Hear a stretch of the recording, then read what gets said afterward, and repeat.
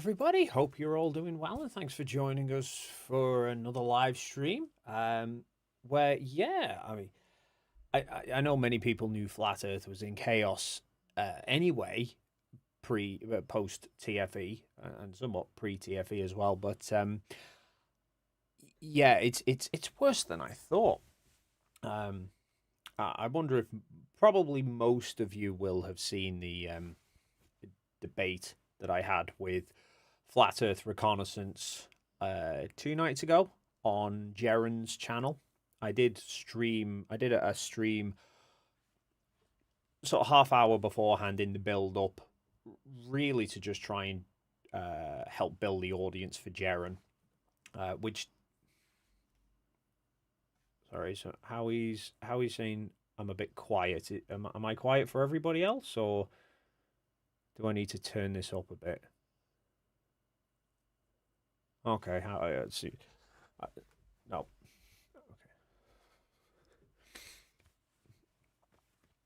okay. That's right. I was just trying to work out. I was trying to remember what I just asked. I'm trying to work out whether people are saying no, I'm too quiet, or no, I need to make it louder. Um, yes. So, had a pre-stream thing with prior to Jaren, and then sent everyone over to Jaren, which worked really well. There was I was kind of keeping an eye on the numbers throughout the stream, watching, and there was constantly like 600-700 people watching at the time, through kind of staggering out throughout, which was great. A couple of people did get a little bit annoyed with me, which is understandable. I'd forgot to. My plan had been to just do my stream and then kind of unlist it once the stream had got going. But in the commotion of getting over there, and then the headache that Sam caused with it all, I kind of forgot. So I then had people complaining that I kind of left them watching this stream thinking that audio could go up a tad. Okay. I've got mixed signals from people. I've got some people saying I'm loud enough, other people saying I'm a bit too quiet. So I might just move a little bit closer to the microphone. Yes. So it was good debate or bad debate, I suppose, on which way you look at it. I think it was a good debate in the sense that it was a headache causer. And if you've watched the video, if you haven't watched the stream already on Jaren's channel, it is like 5 hours long. You don't actually need to watch all 5 hours, though. Yeah, I think it went for about 3.5, and then Jaren and I were chatting for a while afterwards. But I'm not gonna sit and go through the whole discussion. Basically, we're just going to go over the summary of it, and bring up some other bits as well that I was thinking about after the stream as well, which I was a little bit kicking myself that I hadn't thought about it at the time. But it's one of those that when you're then dealing with, after 2 hours of basically Sam just going, oh yeah, it's all fake because he doesn't understand optics and cameras. What's that, Tusk? What do you make of Flatzoid claiming that you and Toon are either clones or stunt doubles? Seriously? I mean, I am going to bring up a clip of Flatzoid. I know he's reviewing this. He's reviewing the whole. I say the whole discussion. I've got a lot of people asking me questions here, so I'm just going to try and. So, Flatzoid is doing a review of the debate. I know he did a part 1 last night, and he's on part 2 now. And I just clicked on a couple of minutes ago to see where he was at, and he was still within like where the 4-minute time is on the screen. So very early on. So he's probably doing a lot of time of pausing and waffling. But there was one bit I heard. I've just heard him ask Luca. In fact, I will play it for you now because it's hilarious. Um, I just screen grabbed it and I can't remember where I put it. Um, I've called it Flatzoid lying. Might be a surprise to you, but here we go. Where's my screen share? There we are. So this is, I'd literally just screen recorded this from Flatzoid's channel all of a minute ago. Hopefully you'll be able to hear this okay. That are 10 hours, 10 hours, and 5 hours. That's DJ, 25. DJ, the That's guy is 25 called hours. Luca. Yeah, he's not the brightest. That's 25-hour footage of the sun. So that's more. Okay, Luca, what is than your 25. thought? What is your thought on Candace Owens' so-called 24-hour live stream that they were supposed to do, and when it hit just under 12 hours, when the sun was supposed to set, they stopped the stream and then removed it totally.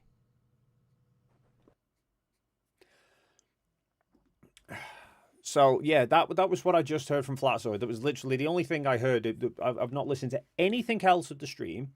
I just heard him say that, and I thought, I'm clipping that because it's hilarious.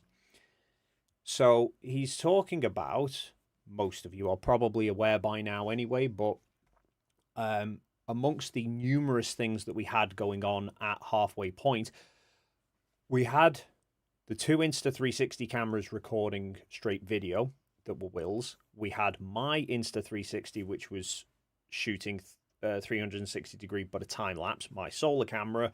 Jonathan had his DJI Osmos camera that was following the sun. And then Mark Herman wanted to do a live stream on Candace Owens' Rumble channel. He took an Insta360 of his own to do the live stream, but we hadn't twigged at the time that, at least in December when we were in Antarctica, you can't live stream from an Insta360 straight over Wi-Fi.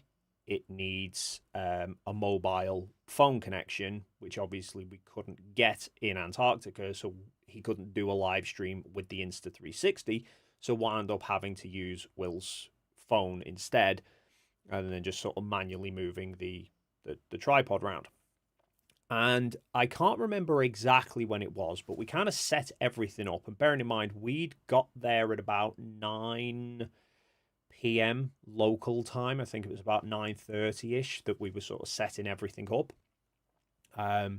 So the live stream must have only started about 10 p.m. Union Glacier time. And then it ran for a number of hours. I can't remember exactly when it was, but then early hours of the morning, there was a combination of problems. Firstly, Will's phone, I think, had an issue, an update or something, which stopped that stream. And then shortly after that, Starlink did an automatic update, because Will hadn't used the Starlink before. It was all just set on default settings because he'd bought it specifically for that trip. It was set to automatically update, which it then did, and obviously when it's updating, it loses signal. So everything went down, which at the time,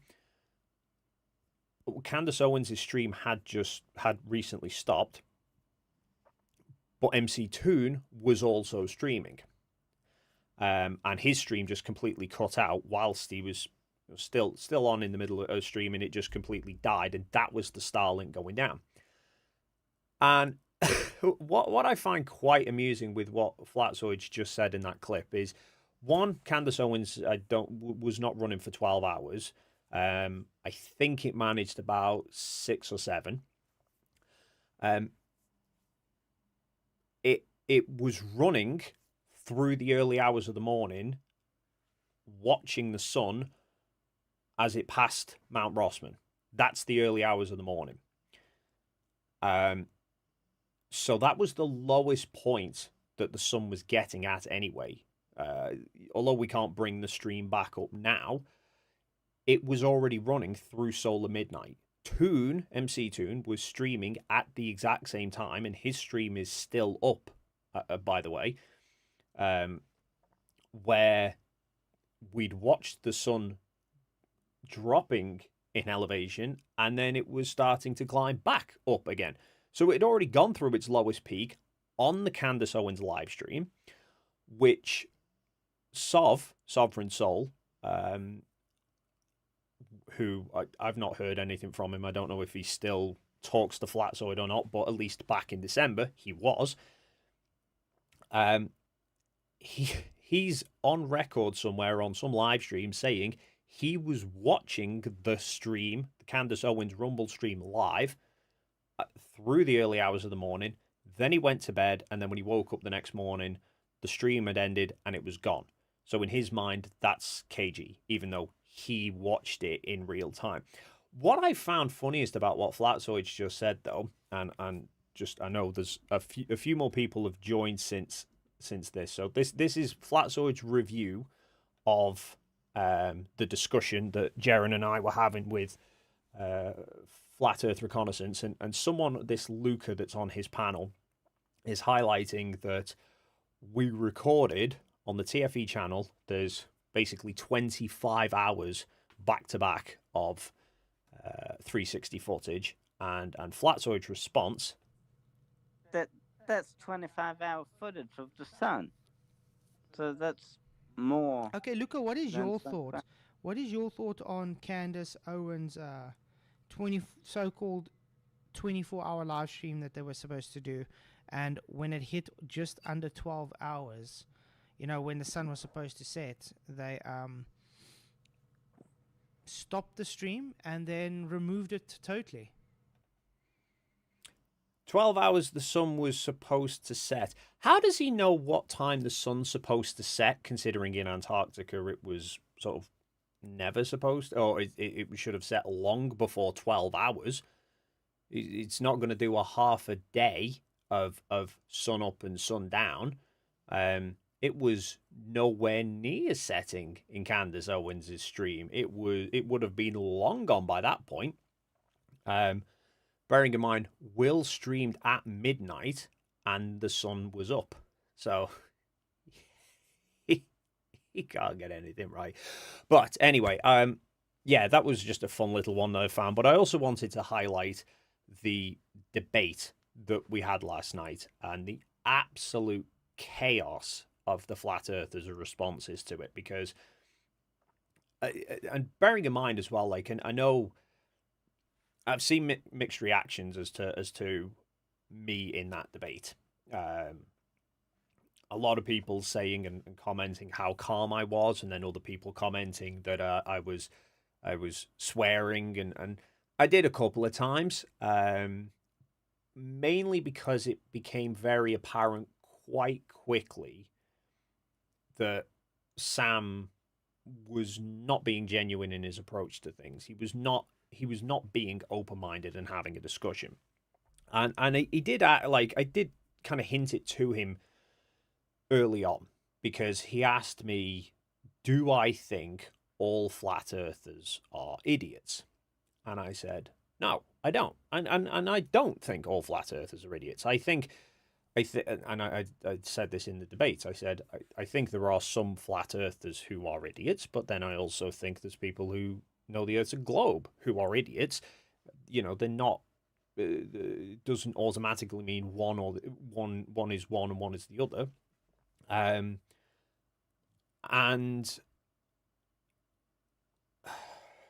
he'd asked me if I thought he was if I thought flat earthers were idiots, and I said no. I think there are some who are just completely clueless on some aspects. There's some who are just misguided on it, though, that can have the capability to understand it. There's just a mental block there that's stopping them from doing it. And there's others who know it's all shite and continue to peddle it anyway. There's sort of a mix of them all. So I don't automatically just assume that because somebody's a flat earther that they must therefore be an idiot. So I give everybody the benefit of the doubt of, if you're able to, you might well just be somebody who doesn't understand a lot of these concepts. And to be fair, a lot of it is stuff like, Jaren and I were talking. A lot of it is stuff that, when it comes to day-to-day things around the world, of how the world works, it's stuff that most people don't need to think about. It doesn't make any difference to your day-to-day life.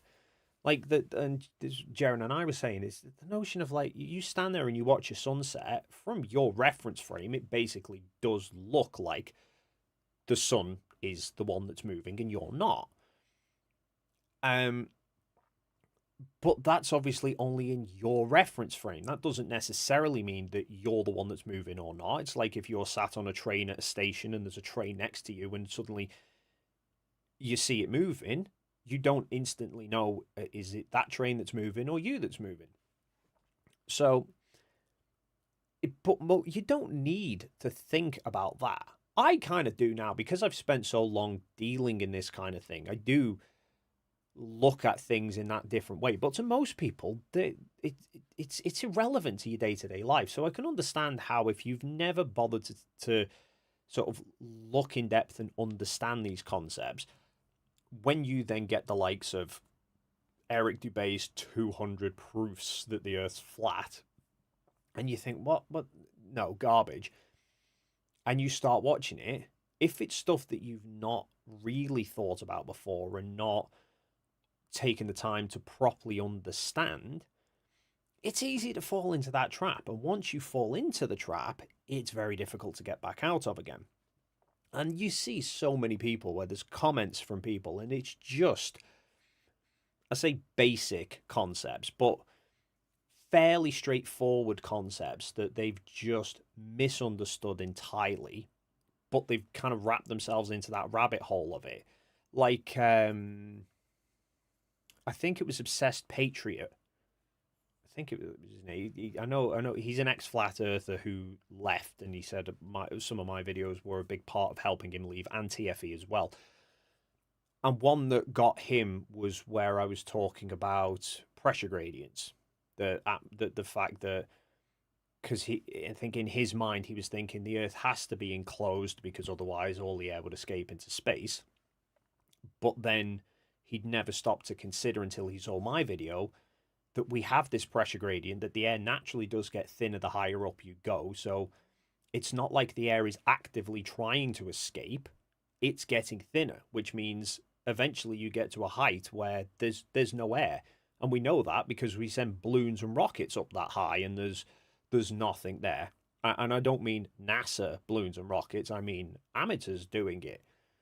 So it was that for him that kind of broke the dam of realizing that, well, actually, even if the Earth's then flat, you don't need a container because the air's not trying to escape.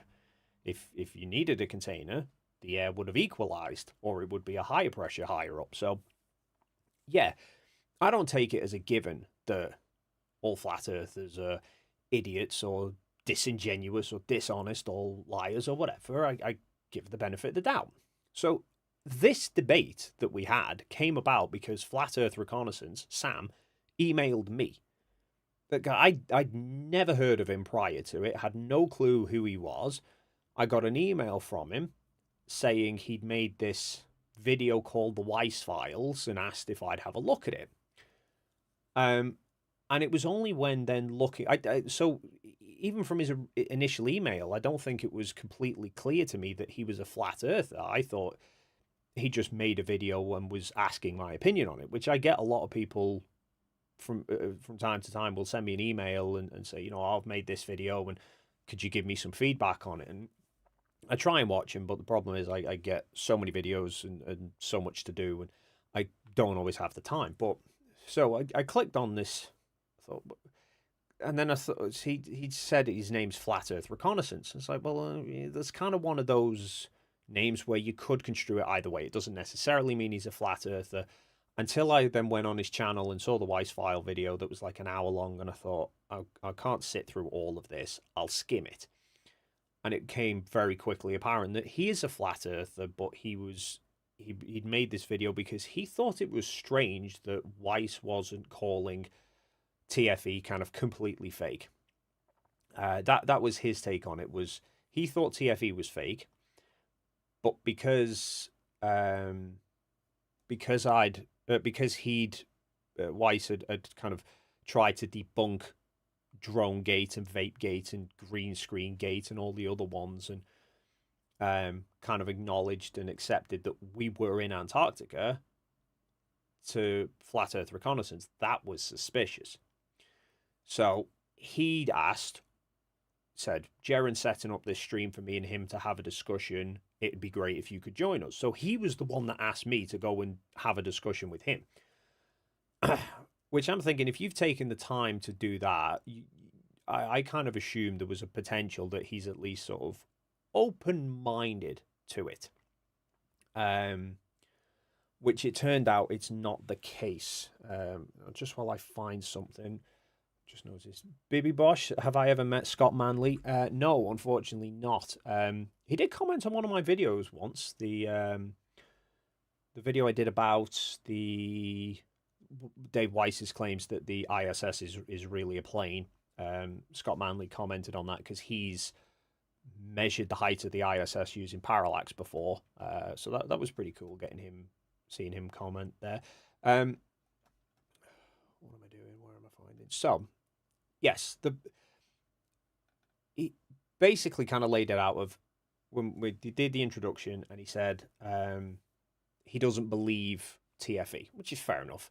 Any flat earther, every flat earther that's left has to think that TFE is somehow faked. The extent to which varies. Depends on which flat earther you talk to. You talk to like Flat Earth Reconnaissance, he's convinced we never went to Antarctica. We didn't go to Antarctica at all in his mind. You get the likes of Flatzoid, who said, well, we at least went to Union Glacier, but Union Glacier might not be in Antarctica, or that we were in Antarctica, but the scenery in the sky was CGI'd. And then you get the likes of Nathan Oakley, who says, oh, he could be in Antarctica or not, but I don't know how to measure, so Earth's therefore flat. So it varies from flat earther to flat earther. So you kind of, whenever you have a discussion with these people, you have to kind of find where their position is first.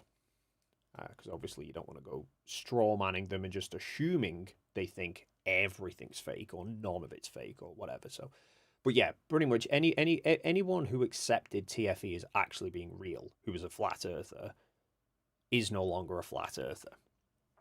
Dave Weiss got left in a very awkward position because had Jeren and Austin not gone, he could have freely just gone, it's all fake. He'd have just blanket dismissed everything as fake, wouldn't have batted an eyelid. The problem he had was he was basically in direct contact because he knows Austin and Jeren, so he could directly text them and talk to them and go, where are you, what's going on? And obviously they're like, well, we've definitely flown to Chile, gone through customs at Punta Arenas Airport, can't argue with this one, and we're at the hotel, and they've took us to the airport, and we're on this plane, and we've got a compass, we're flying south, there's no two ways about that, we're in Antarctica, and the sun's definitely not set, we are here, we're watching the live stream, green screen, there was no green screen, Jonathan was right here in front of our eyes. So Dave was left in a very awkward position of, he can't just blanket dismiss everything, but he also can't completely accept it, because if he accepts there's a 24-hour sun, then that completely debunks his AE map, and so he no longer has, he can no longer sell his app. Well, I mean, he can try, but everyone will know really then that he's grifting. So, I didn't know at first where Flat Earth Reconnaissance kind of boundary was, if you like, for where it was fake. But then he said, oh, there's 70 or 80 anomalies, he claimed there was with the footage, which is good because I've not heard 70 or 80 anomalies. So instantly, but it's one of those you just know they'll a lot often just pull numbers. So he said, oh, there's like 70 or 80 anomalies. So just on the spot, I said, name 3. No sort of hesitations or whatever. Just come on, name 3. If you've got 70 or 80, naming 3 should not be difficult. Well, the first one he brought up was the lines in the straight lines appearing in the sky, which was hilarious because Flatzoid brought that one up months ago. And the thing is, they go onto YouTube and they look on YouTube. And to be fair, on the YouTube stream, on the my time lapse, there is these lines in the sky that sort of come together like the corner of a cube. To be fair, because that is what they are. But they've just taken it as that's the cube of a studio, so therefore it's all fake. Not kind of thinking that if we were going to fake it in the studio with LED screens, we wouldn't make the studio a cube. You'd have a curved wall, so the sun would sort of stay fixed relative to you. Whereas if you've got a corner of a wall, like have I got a yeah, so you'd kind of keep it circular. You'd keep the wall circular so that the sun stayed the same shape. They're basically suggesting that the sun goes sort of this way along a wall and then just turns 90 degrees. And they kind of haven't twigged that would cause, if that was TV screens 45 degrees to each other, the sun would literally just turn a corner. But so Flatzoid had brought that up and he's like, what's this? So I just on Flatzoid stream, and this was months ago, I brought up the original in Insta Studio, and I said, here you go. This is the original file that is on my camera. I could bring it up on the camera if you want as well. Where's this stitch line? And so it's somewhere over here. If you look on YouTube, it's somewhere in the sky over here. And I said, okay, well, here's the original. Show me where it is. And obviously, it's not in this because we weren't in a bleeding cube-shaped studio. What it is, turns out, and I didn't even realize this at the time when I was talking to Flatzoid, is when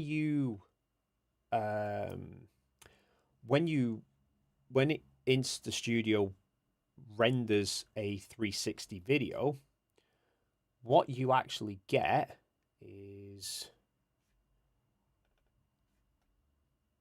this. Right, so you basically get like a flattened out, squashed, distorted view, which is normal. Like I used to do 360 photography for Google to use on Google Street View, and we do the same thing. You'd take a series of fisheye photos and you stitch them together, and you basically get this. And it's the projector then takes this flattened image and wraps it round into a sphere and places the camera in the middle of it so that you can look around wherever you want. So I figured that's what I just figured YouTube was projecting it as a sphere, and then it transpires it's not. What YouTube does for some reason or another to do with the quality, they project it as a cube instead. Don't know why, but they do. It's they map it as a folded out cube and then wrap it up as a cube. So all the 360 videos on YouTube that you watch are cubes. So Sam just said,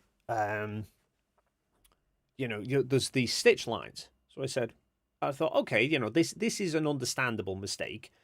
I'm not going to blame him for coming to that conclusion. It's just he's not looked into it. But then, to be fair, like I said, I hadn't properly looked into it at the time because kind of knowing I was there and there was no cube in the sky, I kind of know it's a fault of YouTube. I just didn't know exactly why. Um, oh, there you go. Neil's got it in less geometry to texture, yielding better performance. So that'll be why. So I said, okay, here's the deal, and I pulled up a Google search result saying this is how YouTube projects videos. I think I literally just Googled how does YouTube display 360 videos, and it shows it as a cube.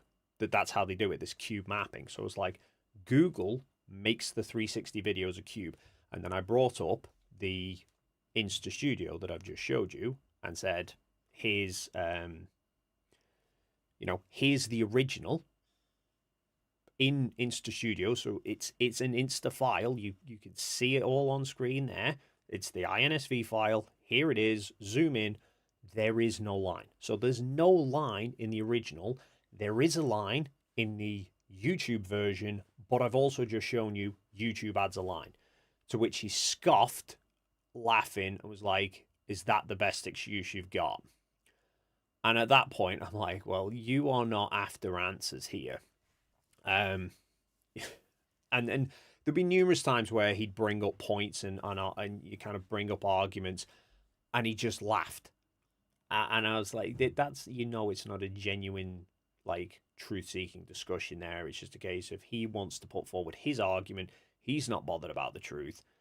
At least to credit to Flatzoid, when I had a debate with him about it, he couldn't offer any explanations apart from, he said, well, you could have done Fake the Sky with Unreal Engine. Until I pointed out there's various problems with that, like the fact that to render it in Unreal Engine would mean that we would have had to have basically filmed the footage with a green screen or whatever scenery, and then taken that and rendered it as added the faked sky in afterwards. And so I just pulled up on my camera where is it? Because yeah, I've still kept all the originals on the camera just because.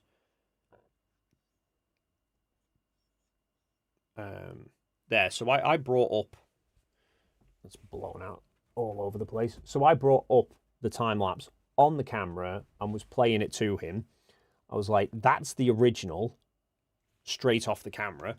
So if we'd faked it, that would have had the real pre CGI render on there, and he said, "Oh well, it's just a kind of theory at the moment," and then pointed out that there's live streams that we were doing that had at midnight we were doing a live stream, and he said, "Oh yeah, but you can get real time ray tracing that kind of adds the lights in for you. It's like only if it knows how far away everybody is from the light sources, at what angles and what materials, and all of which obviously doesn't work." But he at least sort of put that as a suggestion and was like, well, it's just a theory, but kind of take your point. And then he was asking me questions. It's like, we don't understand this, we don't understand that. Like, how do you explain this, that, and the other? And he took it in. I mean, granted, he finished the stream and then went off and said, I still don't trust him, and still sits and can't actually explain how any of it's fake now. But during the actual conversation, he was at least, have the genuine back and forth conversation and seemed willing to take on board everything. Whereas Sam's approach was just, had no arguments, and then brought up. So I was like, okay, that's number one. Your big killer evidence here is you don't know how YouTube projects 360 videos. But then having seen the original and seen that YouTube say they project them as cubes, just dismissed it of, I don't care, I'm not changing my opinion on that. There's still lines in the sky that shouldn't be there. And then I was like, okay, what's your second point then? And he said, MC Toon's head not disappearing into the sun.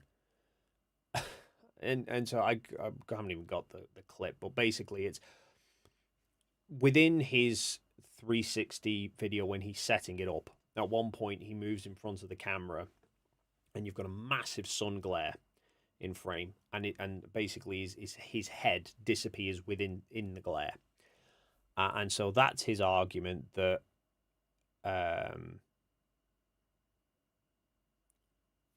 his argument is because because his head disappears into the glare rather than blocking the sun, therefore fake.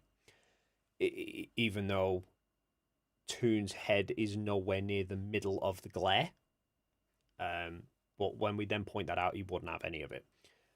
And basically, he was just going, yeah, but his head should have blocked the sun. It's like, not if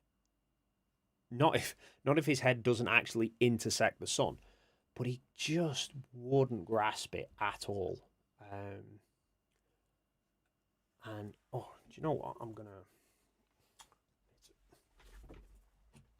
I need a cable. I actually did a test before. I was playing around with it. I thought I'll be able to get some footage to work this out, and I did. I just can't actually remember where I put it on my computer.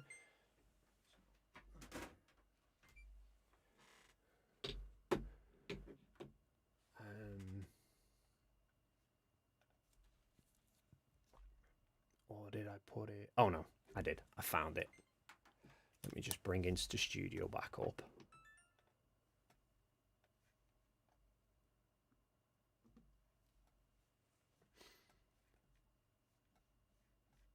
Where's my cursor gone? Oh God, this is weird. I've broken my computer. And by broken, I mean I'm well and truly broken. Oh, there we go. That was weird. Don't know what happened with my computer there. I've got screen, and screen. And for some reason my cursor was going from this screen straight to that screen, but wouldn't go over that screen. Anyway, so yeah, I recorded this video before. It's obviously no. Yeah. Oh, that's gonna freak me out. I can't see the mouse on that screen. I have to look at this screen to see where the mouse is on that screen. So that's not even. Oh, I'm just gonna close that and start it up again.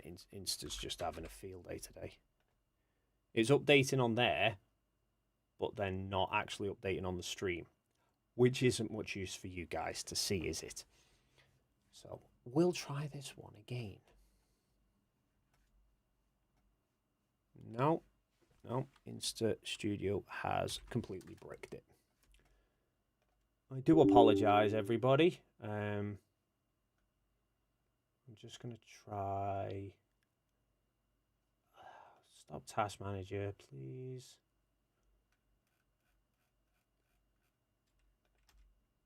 Why have I got like 45 Insta Studio browsers up here?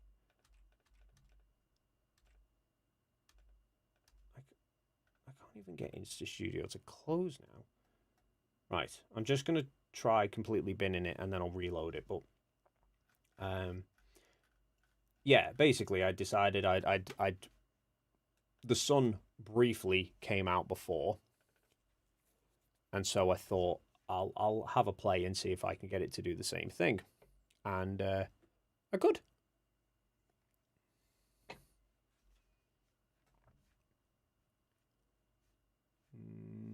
No, we're still.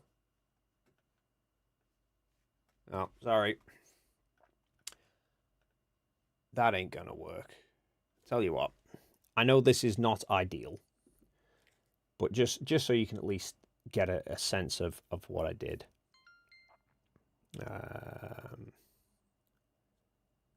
Playback. Here we go. So I had the sun and the glare, and then I was sticking my finger in and showing that I could get my finger, it's not completely clear there, but I think I did it with my thumb. I could get my thumb to disappear into the glare. And then I pulled up the ND filter to show just how small the portion of the sun actually is compared to the glare. Like, not very big at all. And that's what I don't know whether Sam just couldn't comprehend it or refused to, or knows and won't accept it. But when you look at the footage, like, it's basically like the sun is about here above Toon's head, so it isn't going to block it, but the glare's just so bright. And bearing in mind, you're shooting into an Insta360 that's then got this big plastic protected dome over the top of it. That's the actual lens, but they have these crash guards on them to protect the lens, which incidentally very useful because those aren't the originals on mine. I had to replace them because in Chile, before we'd gone to Antarctica, I had my Insta360 on the tripod, and then I had the tripod sort of in the side pocket of my bag. So I was filming myself with this Insta360 as I'm walking down and out the hotel and setting everything up. I'd gone out one night to try and photograph the moon, and the bag fell over with the camera on. So the camera's just on a pole on the side, and the whole bag fell over and completely smashed a hole in one of the guards, which was fun. So yeah, I think my time lapse in Antarctica, there wasn't guards on that camera because I'd taken them both off because I'd smashed one and didn't have any spares. And then both the Will's cameras do have guards, which is why I think there's more dust on some than the others. But yeah, it was just ridiculous. So basically, Sam's whole thing was he just wouldn't believe any of it. And the very first question I asked him, or within my opening statement, was basically like, my position's obvious. You know, I don't need to reaffirm what my position is or where my boundaries are. I would like to know how Sam thinks we faked it, and what evidence would Sam accept that it was real. And basically, he didn't answer them, and I had to drag the answers out of him. And his answers were, he thought it was in sort of, he said it has to be in some sort of an enclosed environment, like a studio, but wouldn't make a specific claim. He was just like, it's got to be an enclosed environment, but wouldn't go so far as to say how it would be done. And about 2.5 hours in, and he's doing this whole denial and just dismissing everything and not accepting anything that was showing him. All the video footage was showing him. It's like, oh yeah, that could be fake, and this could be fake, and you know, you can just fake all that. And I said, okay, what evidence would you accept that there's to make you accept there's a 24-hour sun? What evidence would need to be provided? And he said, I would need to see it with my own eyes. It's like, well, right there, why are we having this discussion? You haven't got any answers as to how it was faked.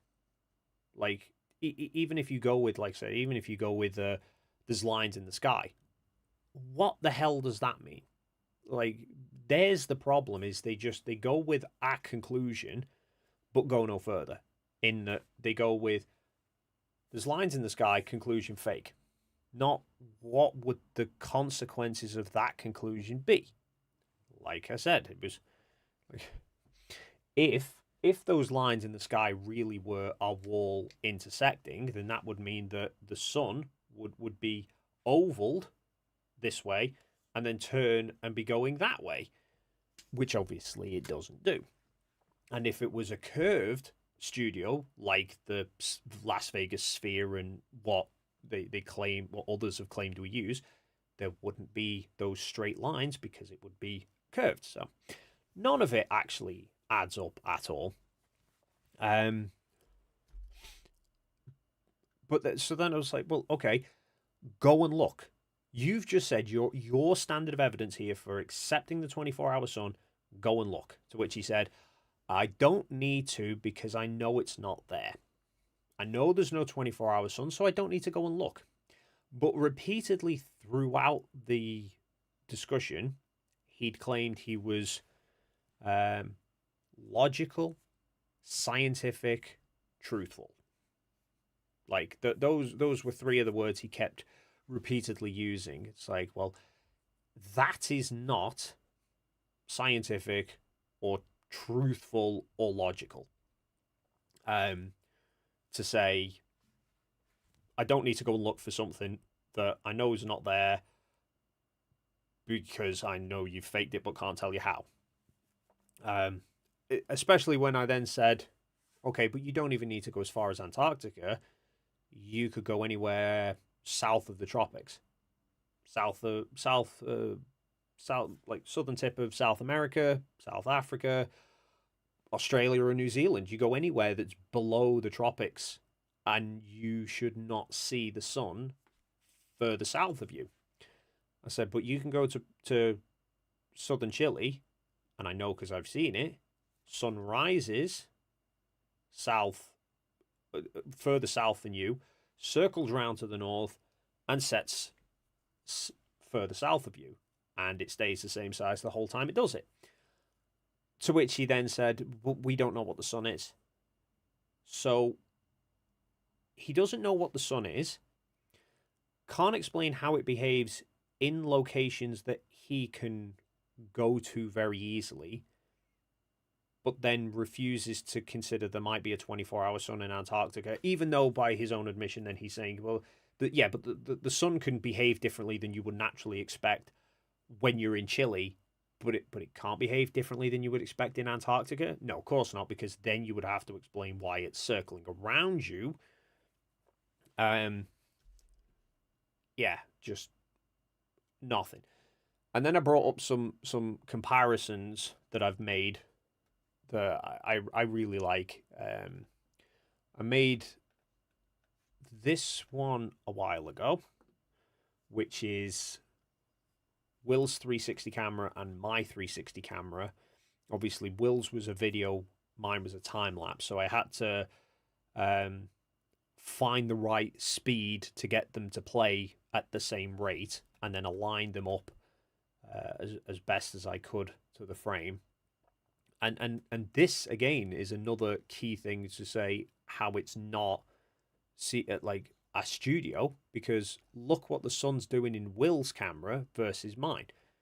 Obviously, in a 360 camera, you get that distortion as you're going over the stitch marks. Well, Will's is distorting when the sun is here, but mine's still circular. And then his is straightening out, and then mine's distorting. And you get it on the other side as well. It's like, if this was a projection, both cameras would be seeing the same sun. Also, I mean, the God knows why we would go with a let's render a complete fake sky and a fake sun. Should we keep the sun the shape that everyone expects it? And someone went, nah, let's screw with them and we'll make it all bendy and squishy as well. Obviously doesn't add up. But those cameras are right next to each other. So I then did this one, which is Will's and MC Toons. In fact, that's the long one. Let me get the shorter version where I've sped it up. So this is even a longer version than the one I played yesterday, because in the debate, because in the debate I'd only rendered up the second half of Toons, because he'd uploaded it in two parts.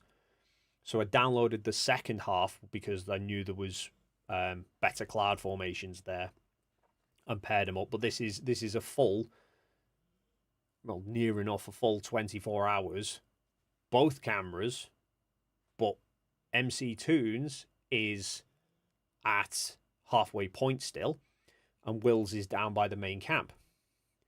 And I especially love this one for the fact that because of the shift in perspective on Will's camera, when he's seeing the sun, when his camera's seeing the sun sort of just entering behind Mount Rossman, from the perspective of Toon's camera, bearing in mind Will's camera's sort of down here, it looks like it's already gone beyond Mount Rossman. So sun's completely different places from the perspective of the camera, but you will also notice if you watch the mountains, watch the mountain here, the shadows are matching up. So if it was a light source and some sort of you would think that if it was being faked in a studio, the renders would be different, surely. But yeah, but then not only that, the clouds as well. If you watch where where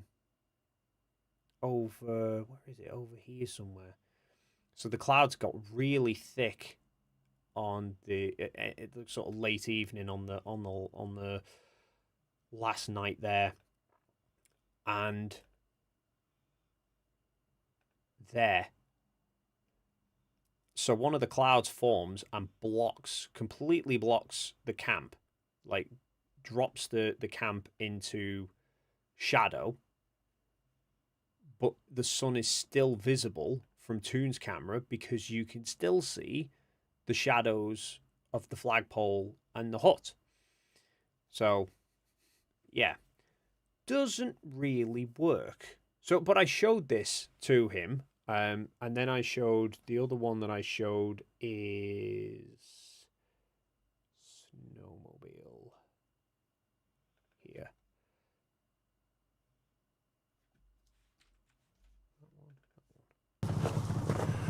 About to head over to the filming location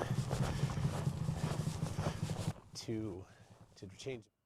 So for this one, I again took, because Toon's camera was recording real-time footage, so I took the footage from this,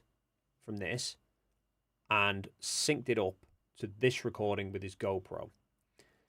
And so he's at the main camp, and he's spoken to Scott and said, I need to go up to halfway point because I need to do a battery change. So these two videos are actually synced at this point, but obviously Toon is a couple of miles away from the camera.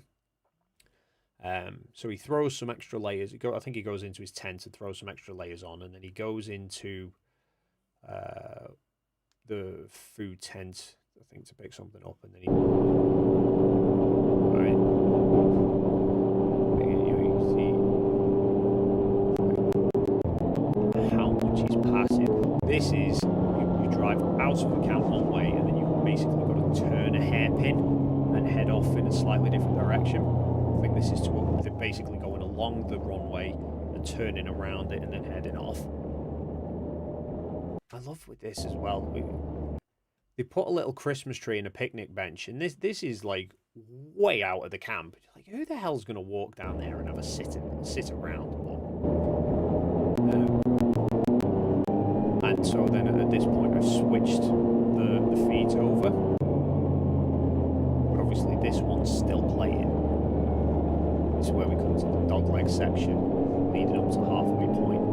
So where Scott's just turned there, normally you would carry on straight, the kind of walk loop that you would do, would carry on straight across the face of Mount Rossman here, which if you've seen any of my streams before, you may have seen me show the video of a person walking with Mount Rossman in the background. That's them walking along that path. Yeah, here you can see the snowmobile coming in from way out of view.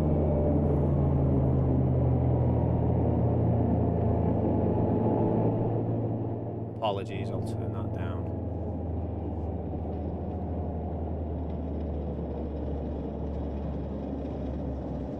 And here we go. He's pulling up on the snowmobile at halfway point. And then he gets off and he'll You see him. Okay.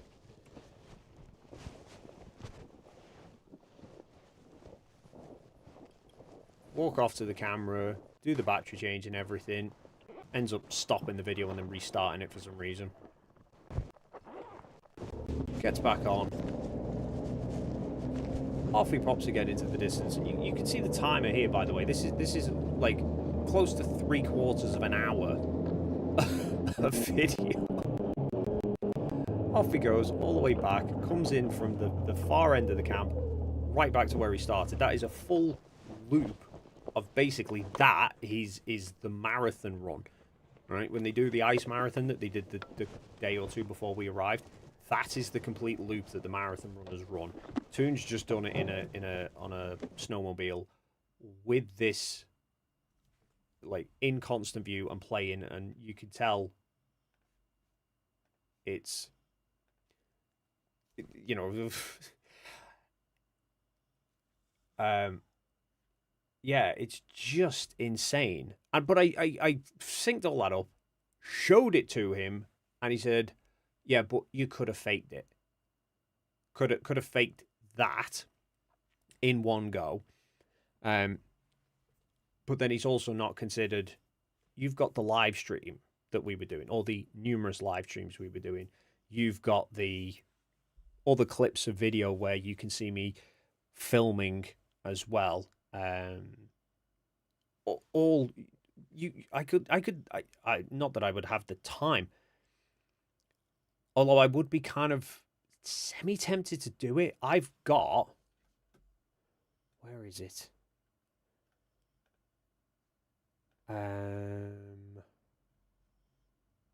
it that one?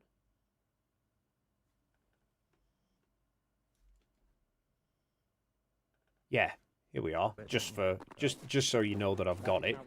Preview is compressed. Yeah, so it won't show you the full... This is the 24-hour live stream that's actually... the 24-hour live stream. The 24-hour video that Will first put up. 25.5 hours long. So he was recording for 25 hours. But I have the full video in its entirety because I was the one that had to render it for Will and then split it up into pieces to get it to go onto YouTube. So I could technically take... Bit like Lunar Module 5 does with the moon missions. You probably may have not seen those videos, but I could take this video with the audio, and I could go through and I could pair up every live stream that we did. I could pair up, sync into that. Not that one. This is my TFE folder, which is just ridiculously big. All these video clips where I've just been filming like random little pieces of footage. I was filming all this just to overlay into videos more than anything else. Like this one. I should have pulled this one up and shown it to Sam last night, shouldn't I? Where I'm literally filming the camera, filming Antarctica. I'll be on Will's 25-hour-long video with all of this, overlay every single moment, every single photograph that was taken. You could put it all into one, and it will sync up perfectly. And you think, how could, and then it's a case of, obviously it would all sync up perfectly, but how would you fake that when you consider we're all there, like we're there, we're talking, we're moving around. In my live stream, as several people pointed out in the comments, people were super chatting me sports scores, various different of like UK sports, football scores. Someone asked me about the Scottish Cup. People were asking me about, or saying like, this was the score of this sport event last night. Somebody asked me bring up a news headline, and I just Googled, like I was looking for news, and there was something about some NASA space probe. Through all, like, that was on my live stream. So obviously I'm there at that moment live streaming, but it's also in the 24-hour 360 footage as well. It's like, how could you render all of that? Because we're there in real time. Now, the closest to that, you could say you were in a 360 studio. The problem is, like I pointed out to Sam last night, is a 360 studio, for starters, is only 360 degrees going around you this way. It doesn't, 360 studios don't go up over your head as well. They put lighting rigs up there, which you would see in the 360 footage. But then I just saw what Mr. Toffees has put. That's so you know that I'm live at the moment. What was I saying? Yes. But then if you're surrounded by LED screens, which if you go and look at any of the videos of people standing in a 360 studio, you notice there's no shadows being cast by them, because like a picture of the sun on a TV screen does not actually project light out like a sun. It doesn't cast a shadow, it's just white light. So you get no shadows being cast because you're being lit fairly evenly in all directions. Or if you do get a shadow, it's like a very, very faint one.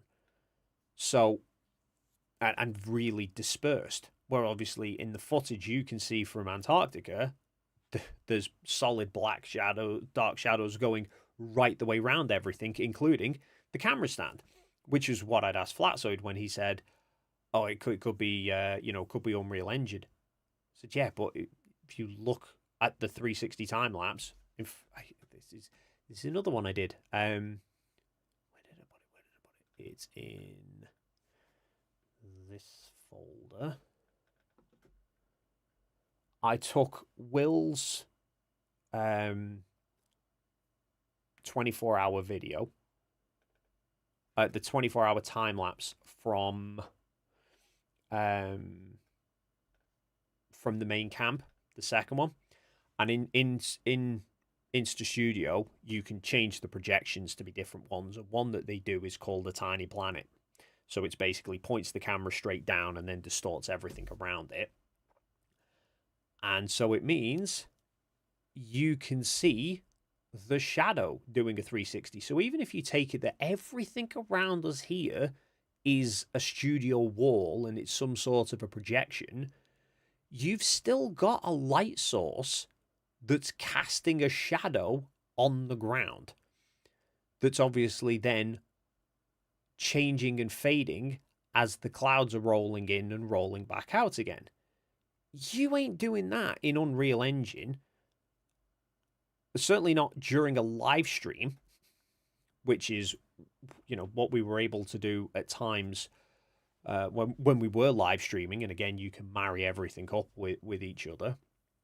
So he said, "Oh, you could fake it." Like, you couldn't, unless the only way that it could hypothetically be faked is if you literally rendered everything. As in, we weren't there being filmed of anything, that it was entirely complete render from start to finish. Which would then mean we would have to have, like, photorealistic, better than anything has ever been made before, footage of all of us.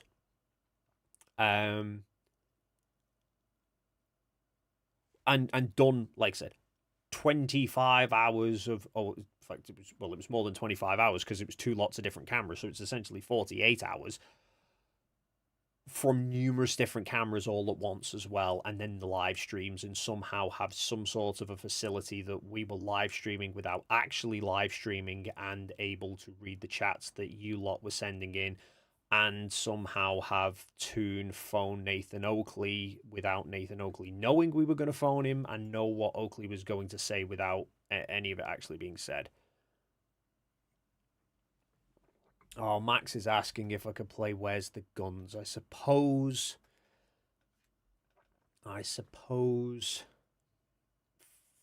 for the fun, here is from the perspective of Will's camera. Humiliating you. I'm standing here in Antarctica looking at Mount Rossman. I'm walking around between the 10 cameras we have running. These 10 cameras are recording me. These cameras are recording me humiliating you, Nathan. You are humiliated. You cannot address the topic. You are constantly deflecting from the topic. You are constantly over-talking me with your life partner, the mute button. You disgusting piece of garbage. You are nothing but a lying scum. I'm walking in and amongst these cameras that are recording me, showing that you are a liar, Nathan. You are a filthy, lying scum. Your fans, your followers are idiots if they don't immediately leave you. If they don't immediately demand that you stop lying, you need to stop now, Nathan. You are an absolute liar. Your entire life is dedicated to a lie. You are a useless human being. You do not belong here on the internet. You do not belong. Get off the internet. Stop putting your lies out there. You're running from the topic, Nathan. All of these cameras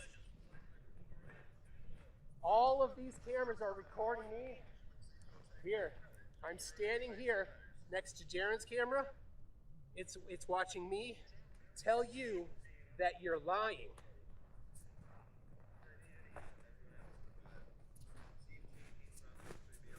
Don't change the topic. The topic is Antarctica. The topic is Antarctica. The topic is Antarctica. Antarctica. Run from the topic. Run from the topic. Nathan cannot address the topic of Antarctica. He's a liar.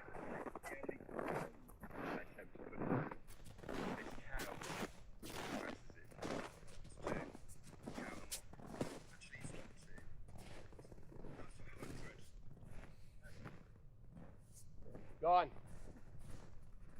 He would not touch the topic. Nathan Oakley said you can't go to Antarctica. I'm in Antarctica. Nathan, you got caught lying. That was beautiful. I talked to you about Antarctica. You deflected to measurements. You are a scum liar. Every single one of your dumb followers needs to look at their lives and realize Nathan Oakley is a liar. Since 2016, he's been saying if you go to Antarctica, you will be faced with gunpoint and turned away. Where's the guns, Nathan? Where's the guns? I don't see any guns, Nathan! You lied! There you go, Max. Just for you. There is Where Are the Guns? Especially the echo. The echo gets me is just how remote we were. There's just that faint echo. Now I know there are I wouldn't have gone quite to that extent with the phone call, even though it was my idea to. I was the one that suggested to Toon to go and phone into Nathan's stream. I wasn't quite expecting that. But I'm glad that it happened. And I know there's a lot of people, I've seen a few people from comments and stuff say, oh, that's just stooping to their level, or that's uncalled for, or it's uncalled for, or whatever, it's kind of. But basically thinking it was too far. Which, fair enough, like I said, that I wouldn't have gone to quite that extent. But it drives home the point that this can't have been faked. Because if they say, oh, we went to the north 6 months beforehand and pre-recorded it all. Well, this conversation, like a few of you pointed out, you can faintly hear Nathan on the phone as he's walking near this camera. You can faintly hear him at times on the other recording that I made on my camera that I was holding. you can hear what Nathan's saying. You can go to Nathan's channel, although, you know, why would you want to do that? But you can see the event from Nathan's stream, where you can see Toon join the stream, which, again, I recorded from our end inside the hut. You can see him talking. You can see us then walking out the door, but you can hear the whole conversation from Nathan's stream, which is going on at the same time. Excuse me. Which we could not have predicted. We could never know what Nathan was going to say in a phone call 6 months ahead of when we were supposed to be doing this, or if it was, you know, rendering, if we were doing some sort of Unreal Engine. How could we have known what Nathan's conversation was going to be? And this was why I wanted it to be somebody like Nathan, not necessarily Nathan, but a notable flat earther who streams with a link to say you can just join if you want, because, or even just that we could comment in some way and see if they could get us to join. But just dropping in unannounced was far better, because they can't say we sort of pre-planned it all. If it's a flat earthers live stream, we could have called into, like, you know, if FTFE would have been streaming, which he probably did, we could have phoned into his and had a conversation with him. But then they could have just said, oh yeah, but that was all pre-planned. We knew what you were going to do. So yeah, being Nathan's, or just somebody like Nathan's, was the goal, which, like I said, I'd highlighted in the first video that I made about TFE when I said I was going. I said, this is one of my plans, that this is what we should do. Film ourselves interacting with a live stream, particularly of flat earthers. What I love is the fact that Nathan, even today, will bring up this exchange of where are the guns, and sort of make out like it's somehow a win for him because Toon said he tried to deflect the measurements. Not he gave any actual measurements, just wouldn't address the topic of Antarctica and wanted to talk about the topic of measurements, even though he couldn't tell his arse from his elbow when it comes to measurements. But he was trying to talk. He was trying to talk about a different topic than the topic of the phone call. And what's funny is that if you look at it, when Toon phones in, they were looking at the Antarctica stream. They were looking at the midnight stream. They were looking at, they'd got up to the bit where Jonathan was on screen and the green patch issue was on. And they were talking about Antarctica, midnight live stream, the fact that we were all there saying the sun hadn't set and looking for signs of fakery. And then Toon jumps in and starts wanting to talk about the fact that we were in Antarctica and the sun hadn't set. And then suddenly Nathan wants to talk about anything but. Yes. So, again, yet another way to know that it wasn't faked. But then, so we talked about all this with Sam, and obviously he had nothing but, yeah, I still think it's fake. And then his mate Vlad comes in. And Vlad starts asking and demanding and says he wants the plane tickets and the receipts. Well, as I showed in the thing, I did keep my plane ticket, the boarding pass that they gave us. I kept hold of it, and I don't know why they assigned us seat numbers. You've probably seen this, the plane that we went on. There was only us there, but they did say to us at the time, they were like, "We have to print you one. It's more of a token gesture than anything. There's a seat number on it, but you don't have to adhere to it." But I kept that, and but I don't know if anybody else did. Don't look like it. Jaren certainly didn't. So Vlad had come in demanding to see the tickets, to which I immediately just show him the ticket, and he was like, "Oh, not yours, McKeegan. I want to see Jaren's." Like it makes any difference. I've got a ticket here.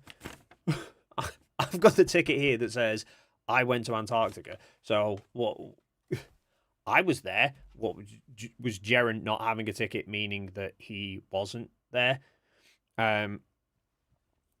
So,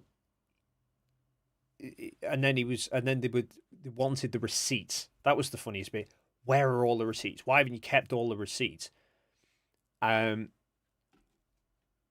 I was like, why do you need that? What receipts? Why would you need receipts? And this is where we're getting to a point where flat Earth is falling to pieces because flat earthers can't even kind of keep to a story, if you like. Yeah,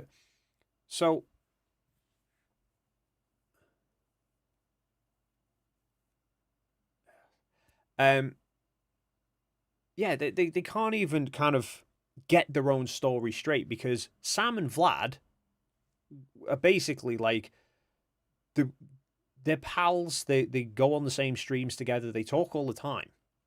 Sam at one point had asked for the receipts of the meals and everything. Like, you must have been eating out in restaurants. Where are the receipts for that? And then Vlad comes in and was like, I don't care about the receipts. We don't need the receipts for Chile. Where are the receipts for Antarctica?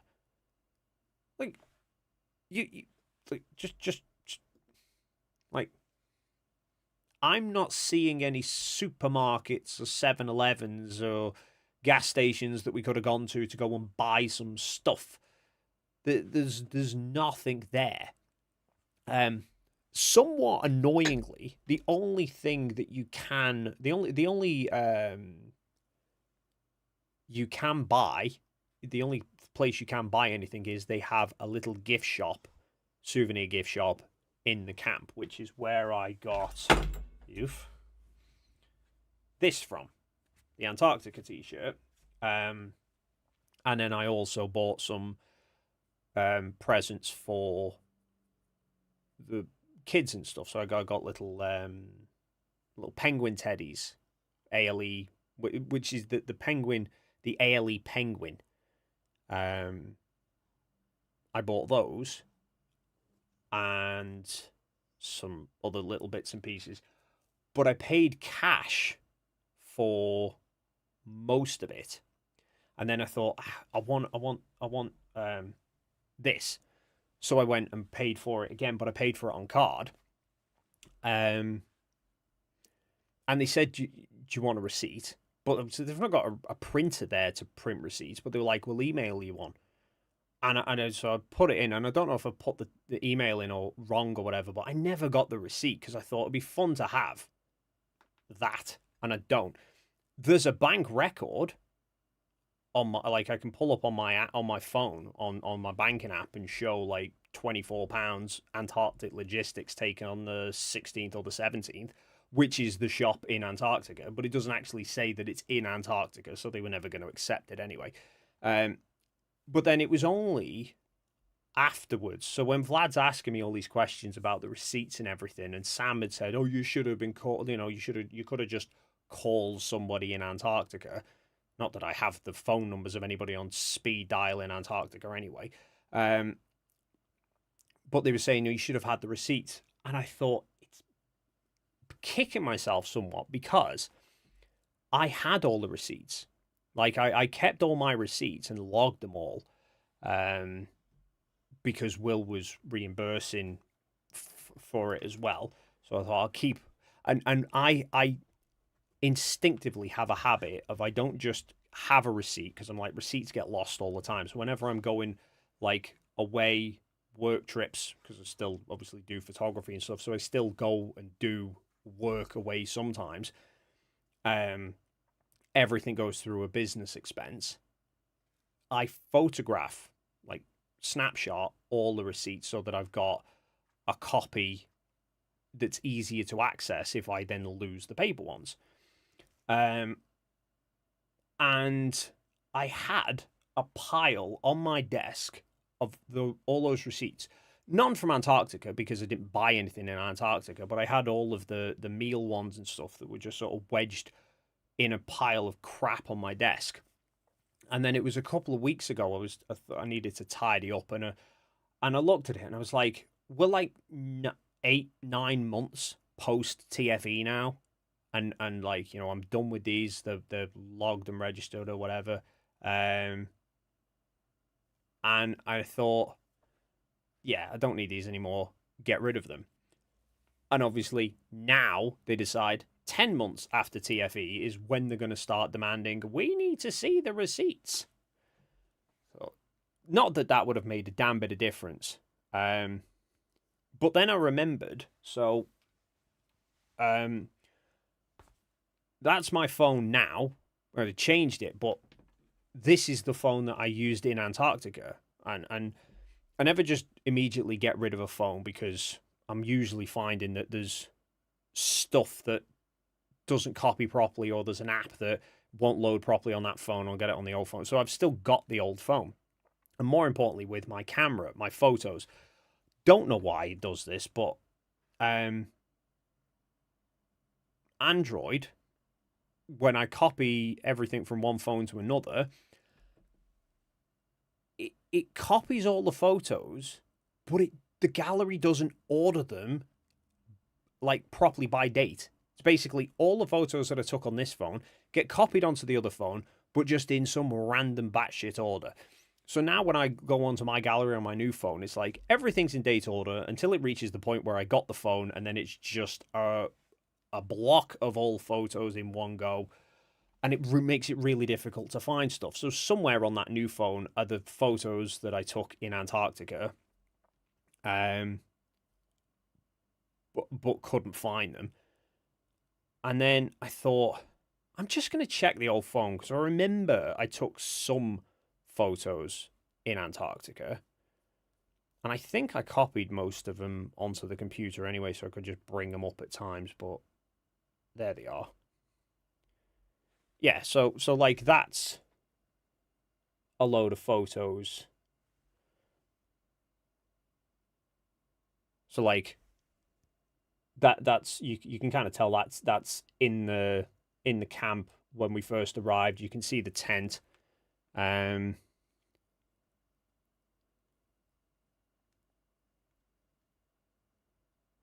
it's kind of giving you a list of locations near to the camp, and then a little bit about Union Glacier and what to pack and stuff. If you're heading out, don't do anything stupid. Oh, and then I did also spot this one that I took. So they had a signpost. It's like a ceremonial one that none of them actually point in the direction that they're supposed to.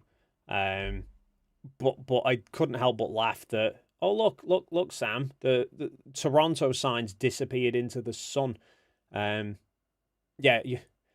Just as well, the elves were not part of ALE's things. I took those with me because it was on the lead up to Christmas, and we do that elf on the shelf thing that, you kind of, what are the elves going to do? What mischievous thing are the elves going to do? And you do it in the build up to Christmas.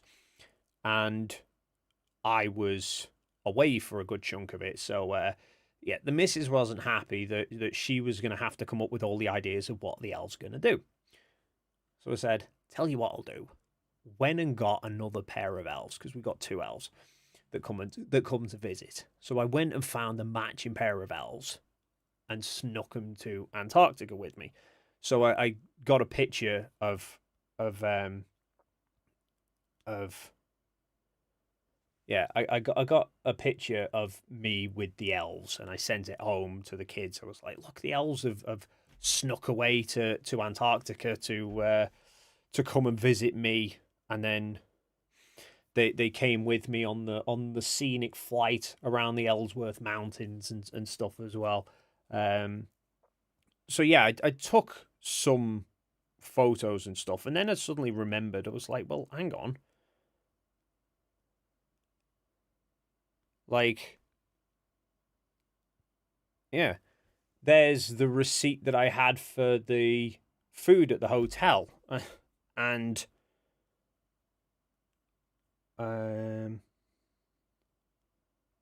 Yeah, there's some other receipts that I had from meals and stuff that I was like, so yeah, I have got all the receipts. Funnily enough, doubt Vlad's going to change his mind though. Now that he knows that I've got them, it'll be, oh, you've not got something else instead, no doubt. I mean, I've even got the Wi-Fi password for the hotel if you particularly want to sneak there and use it. And then that's us at ALE's little office where we take the bags.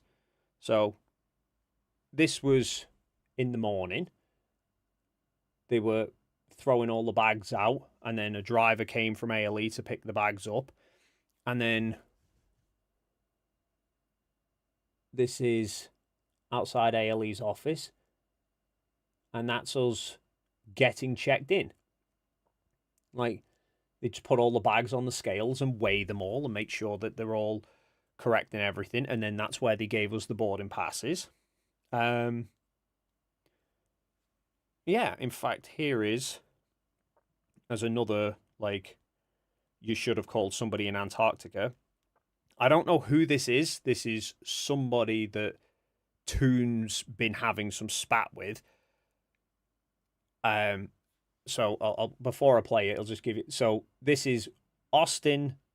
We're inside one of the tents. This is ALE had put like a little reception goodbye thing on for the last night for us, where we basically just had some sort of little snack food and a glass of champagne or whatever. I'll get to the super chats in a second, Crypto. Hang on. So Toon's then sort of next minute on loudspeaker on the phone with some flat earther who I think he's Australian, kicking off at Toon. And I don't know if there was some sort of a bet on or something. Knowing Toon, he was probably had a bet on about the 24-hour sun and phoned him up to wind him up. But he starts kicking off. And then the next minute, he's like effing and blinding this flat earther on loudspeaker. Really loud. And then Austin takes the phone off him and is trying to talk to him. And I don't think the flat earther actually realizes he's not talking to Toon anymore. But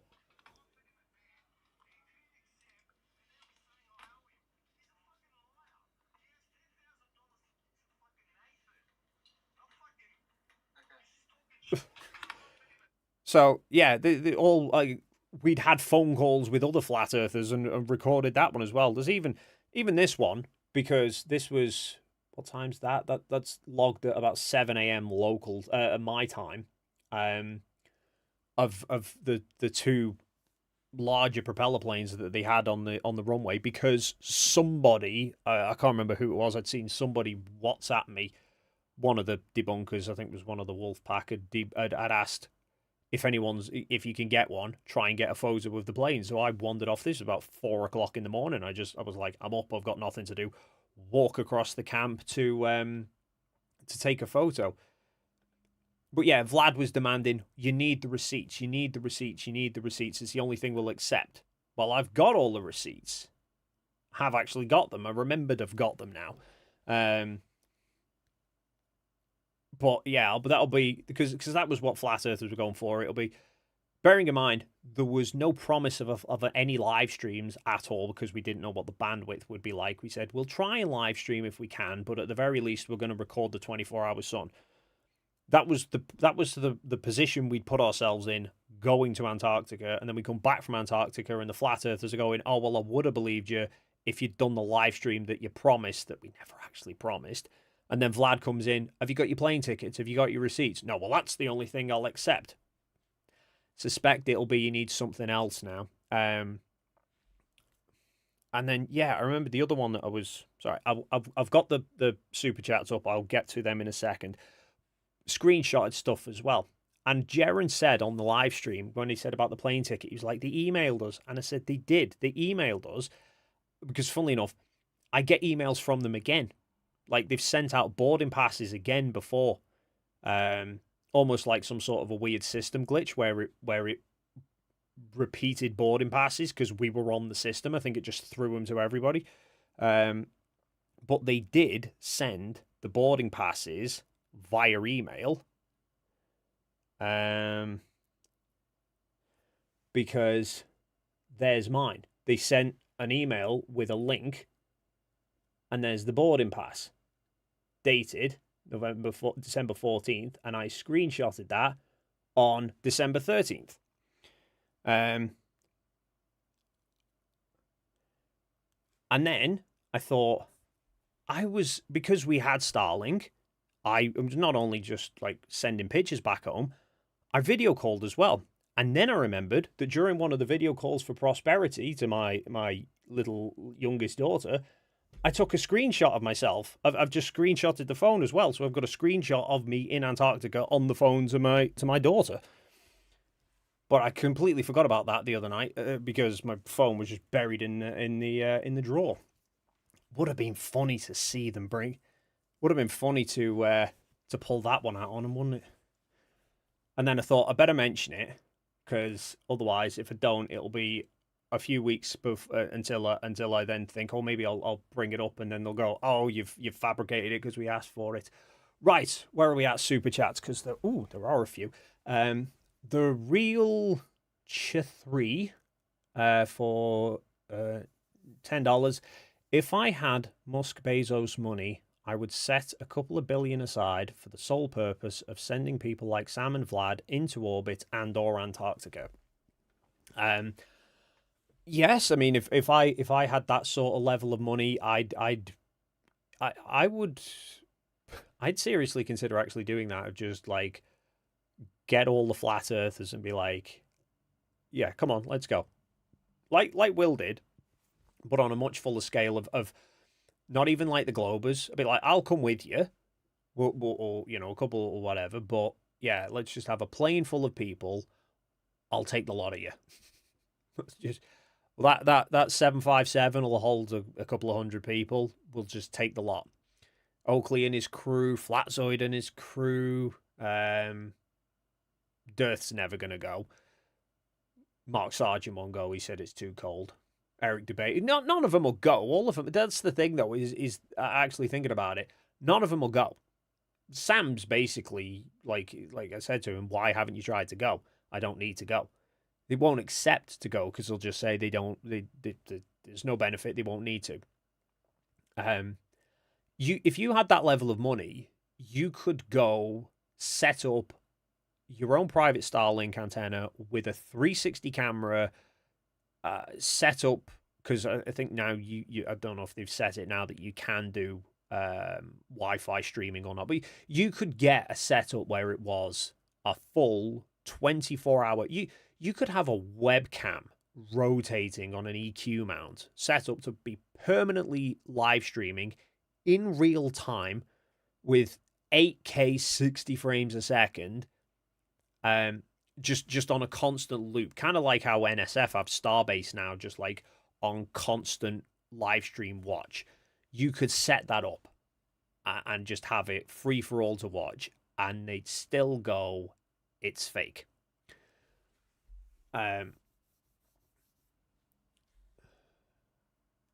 Jim Daniels gifts 10 memberships with 10 new fans of Rusty. Thank you very much, Jim. Adam Lord. Oh, you react to me saying your name. Here he comes.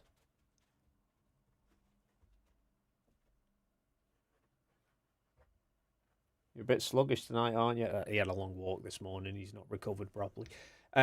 Adam Lord for £10. Hi, Dave. I'm a psychology student at uni. Would I be able to show some of your footage from your debate last night as a demonstration of confirmation bias?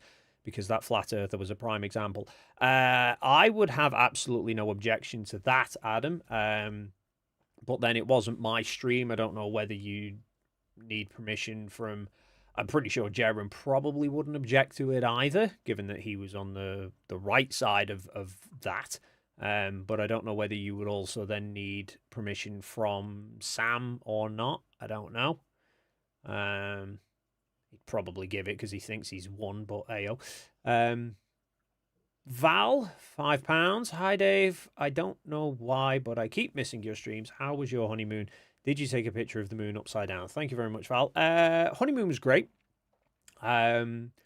I didn't take a picture of the moon upside down, because I took one of the moon upside down when I was in Chile, funnily enough. Because, yeah, that's not my first venture into the southern hemisphere. So I did, in fact, I think I took, where did I put it? JPEG, there we go. So I did photograph the moon upside down, but obviously they could just go, oh, well, you just took that and you flipped it. So I also went out one night and took a video. I think it's this one. Yeah, so I made sure I was trying to get like the edge of the hotel in the frame first, and then drop the camera down to show that the moon is actually the other way round in the southern hemisphere. But then, so I filmed all that along with a bunch of other footage, but I never got a chance to use it. Oh, in fact, I just found this clip anyway. That was the aftermath of me dropping the Insta, smashing the guard off it. Yeah. So yeah, I took a load of video when we were in Punta Arenas and just didn't use any of it really. I recorded a load of stuff and thought I can drop it into videos, but all the video talk's been more Antarctica and Union Glacier rather than the trip in general. But I did get this clip, which is Toon and Critical Think in front of this statue with a very strange looking flat Earth as part of the architecture. Where am I at? JSS Tiger, $10. Sam lost at 2 hours 38 mark when he said he would only believe Antarctica if he saw it, but then doesn't have to go. Yeah, I mean, I'd say he'd lost it a fair bit before that, to be fair, when he was sort of basically just dismiss everything but can't explain any of it. Like, it's all well and good just saying, oh, it's in a studio, but you need an answer as to how. Like, moon landing deniers will go, oh, it got faked in a studio. How are you faking all of that in a studio? You know, the tens of thousands of photos, the hours and hours of footage, and the fact that, like I said, you've got channels like Lunar Module 5 who take the full TV broadcasts and go through and marry everything up to the radio transcripts and the photos and show exactly when the photos are being taken, and it all syncs up perfectly. How are you faking all of that in a studio? And that's where the problems come in. Just saying, oh, it was in a studio. It was in a studio. You know, you can do anything in a studio. Well, you can't. There's limitations to what you can do in a studio, which is why studios then often rely on needing to use special effects for things. And this is what Jaren, a big part, I think, of helping Jaren see when we had the discussions, because he was asking his audience, give me some argument, give us what arguments have you got, what evidence can I bring that the moon landings were fake, to challenge Dave with. And all he was basically getting was people going, oh, of course it was fake, because, look at it, it was fake. No specifics as to how could it be faked, or anything that he did bring up there was obviously answers for, and it was more the inability of the denying side to bring any real explanations for how it would be faked that really made him, I think, realize that there's no argument for it. Then Val gifts 10 memberships as well. Thank you very much, Val. And then Val again, who's now been a fan of Rusty for 7 months, just decided to give some badges. Thank you very much, Val. Crypto Roast, £10. I have more respect for the ones who claim fake than the ones who say 24-hour sun doesn't matter. At least those screaming fake, except 24-hour sun debunks flat earth. Just too cowardly to go and change. I agree. Too cowardly to challenge their delusion. I agree. There's, like, Dubay, prime example, spent more than one, I think, of his 200 proofs is about the sun. One of them, at least, is definitely claiming there's no 24-hour sun in Antarctica and saying if the Earth was a globe, there would be a 24-hour sun in Antarctica.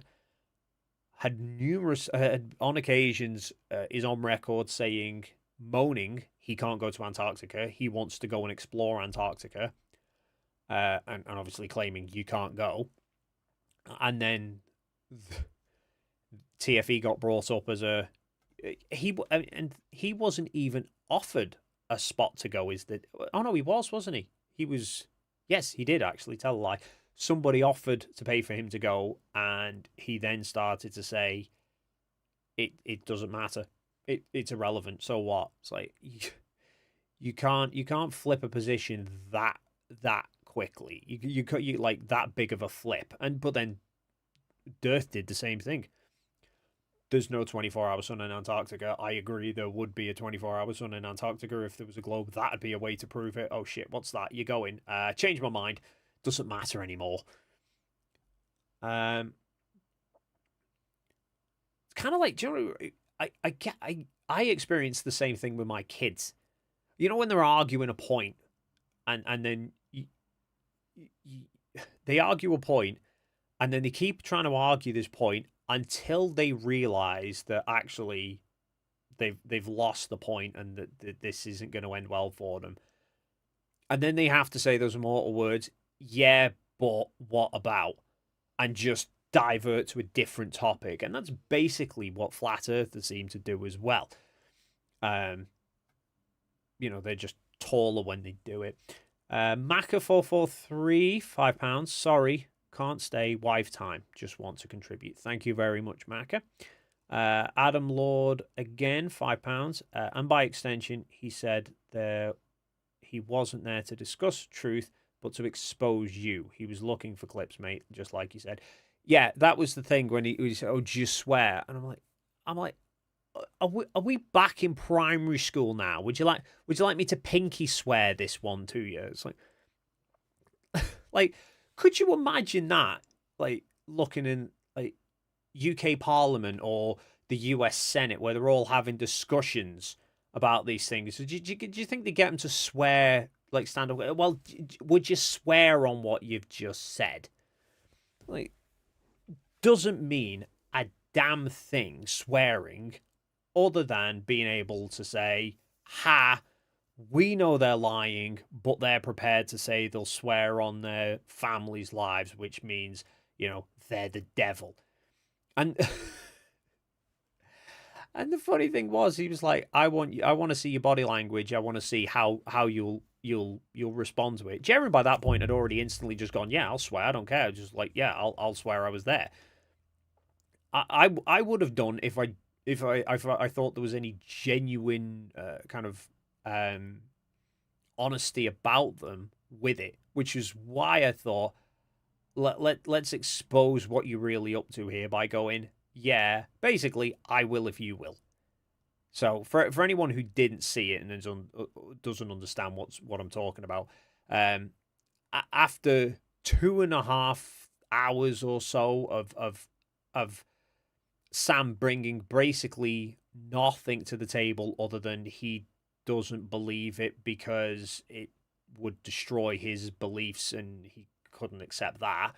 And us showing all of these video clips and everything that doesn't work, he then just said, well, would you swear, you know, brother to brother, man to man, would you swear on your family's life that you were in Antarctica? It's like, what that's not a discussion like tactic. It's a grown-ups. But I'm like, yeah, I would have no hesitation in doing that, like, if I thought it was a genuine thing. But it clearly wasn't because he'd already gone that far down the road of it. So I was like, well, why do you want to know?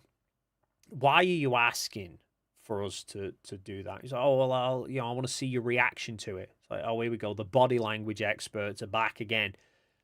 But like I said, Jaren had just instantly gone, yeah, I swear I was there, no hesitation. So I said, you've not given me any reason so far to trust that you're actually genuine with this. I think you're just after a soundbite that you can use. So I'll make you the deal because I'm prepared to swear because I said I would swear, but he was like, well, go on then, say it. Like, okay, I will if you swear. Or I said to him, if I swear that I was in Antarctica, will you accept it? He's like, oh well, it depends on your reaction. It's like, no. You want me to swear on this, so you swear that you'll accept my response if I do it. No, that doesn't matter. Well, then I don't need to. If it doesn't matter for you, it doesn't matter for me. Because I know the tactic. He's not the first person to do that. I've had somebody ask me, would I sign an affidavit? Like, I'd love to see that. I would absolutely love. Like, yeah, I'll sign an affidavit, and then they'll go, oh, he signed an affidavit that said he was in Antarctica, but we all know he's not. Let's sue him. I'll go, yeah, okay, let's take it to court. Here you go, Your Honor. Here's all the video and live streams of me in Antarctica, and here's somebody who thinks the Earth's flat, who thinks that all this is fake. Oh, case dismissed. I've had somebody I can't remember the name. Somebody on YouTube, some random unknown channel has made a list of shame of people who said there is a 24-hour sun in Antarctica, and he's like, is there a 24-hour sun in Antarctica? I'm like, yes. He's like, well, do you want to go on the list? I couldn't give a shit. It's literally a post on his channel of the list of shame of people who said there's a 24-hour sun. I'm like, yes, there's a 24-hour sun in Antarctica. But he's like, you've got to say it properly if you want to go on the list. I'm like, okay, I will put you on a list as well. A list of people who haven't got a clue what they're talking about. Wiley Coyote for $10. Flurfs love to say that the footage is fake and failed to research how complex it would actually be. They would find out it can't be faked with today's technology to the fidelity in real time. Yes, which is, funnily enough, where Flatzoid was at. When I spoke to Flatzoid, I can't even remember when it was, but it was at least 6 months ago now, I think. And he said, I think it could be Unreal Engine. Like, well, good luck with that. And I pointed out all the issues that he's seen what can be done with Unreal Engine and thought, oh yeah, well, if they can do that, then TFE did it. It's like, think about the time strength, the amount of time required, the computing power that would be required. An Unreal Engine is usually doing computer games where like it's rendering the whole scene. It's not taking actual footage and then trying to superimpose CGI to it. And then I pointed out that we were doing the live streams. So this isn't like pre-record and then CGI it. This is, we're going in real time. I'm here live streamed, talking to the chat, reading the super chats that everyone else can see are appearing on the screen, and reading out sports scores that have only just happened. And he said, yeah, but then there's real-time ray tracing. And I'm like, you don't know what real-time ray tracing actually is. Right? Real-time ray tracing is, again, for computer games. And rather than it doing... I can't even remember the terminology that it usually uses, but you make light maps, or people will make light maps, or used to, shaders, and will try and calculate where the lights and the shadows will be. But up until recently, it was either very complicated to do. You could do ray tracing, but it couldn't do it real time. The only real time ones were basically it could project light onto an object, and then the light would either hit the object, or it would basically just keep going till it hit an object, and if it didn't go any further than that, then shadow. That was it. But obviously in the real world, that's not how things behave. Like, light hits an object, it bounces off that object and goes somewhere else, and then bounces off that and goes somewhere else. And how much light and in what direction varies depending on the object's shape, the textures. And obviously, all of that then depends on where's the light source in relation to the objects and where are all the objects in relation to each other. So, real time ray tracing is literally in real time taking all of the objects in the scene and drawing paths from those objects or from the light source to those objects and off in every direction where it's all going. And so you get these really realistic looking reflections of things, like a game character will walk past a glass window or over a shiny floor, and you can see the reflections in all of those that you wouldn't normally see beforehand. You would just see through the window, or there'd be a reflections of the floor, but it would be a pre-rendered one. It wouldn't be one that was actually the scene, if you like. So that's where real-time ray tracing comes in. Problem that Flatzoid overlooked with his idea is that that is all reliant on the ray tracing cores knowing what the scene is. Like, that's why it does it in a computer game, because in a computer game it can literally quiz and know, like, map everything out and go, this object's here, that object's there, the light source is here, this is the shape of this object and the shape of that object, the textures of it, so we know how reflective everything is. Flatzoid seems to think that real-time ray tracing could work out from a camera, like, how far away is my hand right now? What is the material and the reflections and the angle of this?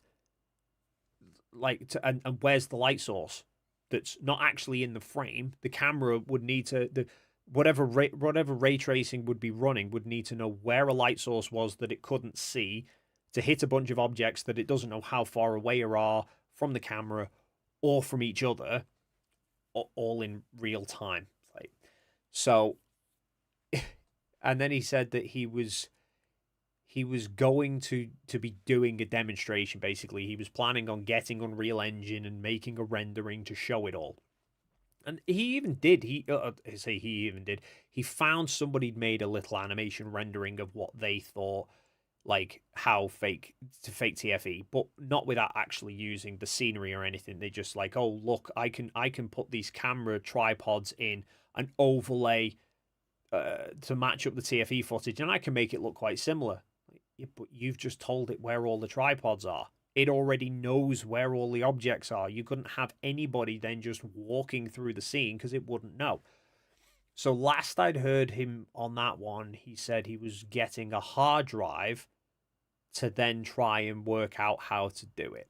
And that was the last I'd heard.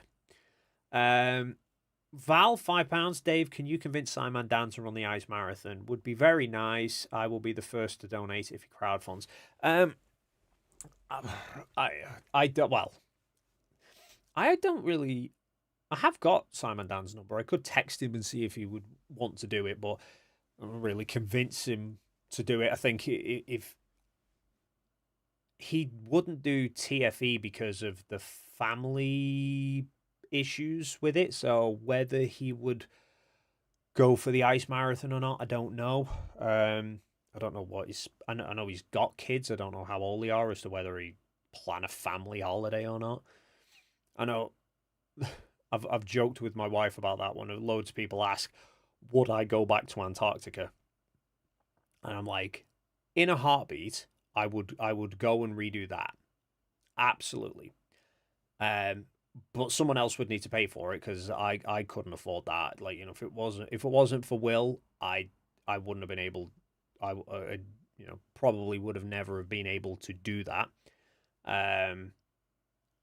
But also, even if I did have the money, it's like Mrs. would kill me because she nearly killed me the last that time. Because, you know, obviously 3 kids and school and all their activities and everything, and then I'm just like, yeah, I'm disappearing for nigh on 2 weeks to the other side of the world. Yes, so it took a fair bit of groveling to get her to forgive me for that one. She wouldn't do it again, like, unless she came with me, although she doesn't like the cold weather, so she wouldn't do Antarctica. So I'd probably have to do, we'll go to Chile, and then I'll just like bugger off to Antarctica for a couple of days and then come back to Chile and catch back up with her again. Yeah, so I don't know. It's one of those, it's a big trip to do if you're then leaving family, and especially because of the sort of annoyance of the way things fall is that obviously it all happens near Christmas, makes it a bit difficult to do. And then Mr. Toffee's the bastard, member for 7 months. Liverpool still suck. Pretty sure we're still above you in the table though, aren't we? Green tea coffee, $5. Have a couple of bucks for Rusty's treat fund. Thank you very much. Say thank you. Nothing. He's fairly out of it. I noticed this. I'll see if I can do it. Try not to. I know there's a lot of fans of Rusty, but so I'll not be mean, but he's very difficult to wake up, apart from I found one particular way. So, oh no, never mind. You weren't supposed to do that. Git. He was wiped out stone cold last night. He was flat out on that chair. And I'm like, come on. Nothing. To the point like his eyes were glazed over, like, and dreaming. And I was like, come on. So I just tapped him on the head. Nothing. Tapped again. Nothing. Nose. Nothing. Lift the chin up. Nothing. And then I literally just did this. Just went. And flicked his ear up. So he was comatose ear, and I just got his ear and just folded it over straight up. Nothing else had woke. Oh, in fact, I sat on him, like just lowered myself onto him, and I'm just there, like rocking back and forth, and he was just gone by this point. And at one point, like at first when I was tapping him and he's not moving, I'm like then checking that he is actually breathing, because I was worried at one point because he wasn't waking up. I was like, oh no, he is breathing. He's still there.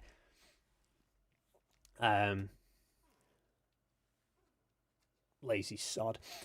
Tim Davidson, $5. Can't believe we pulled TFE off. So hard to CGI the dome out. Oh, the snow was asbestos based. Get checked. To think the whole time we were at Area 51. Shh.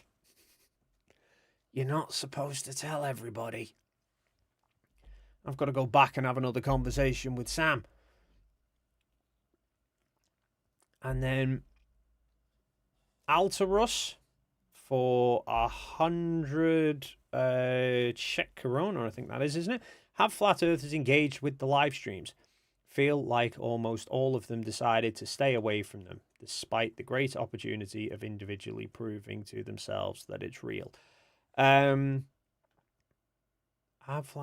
Which live streams?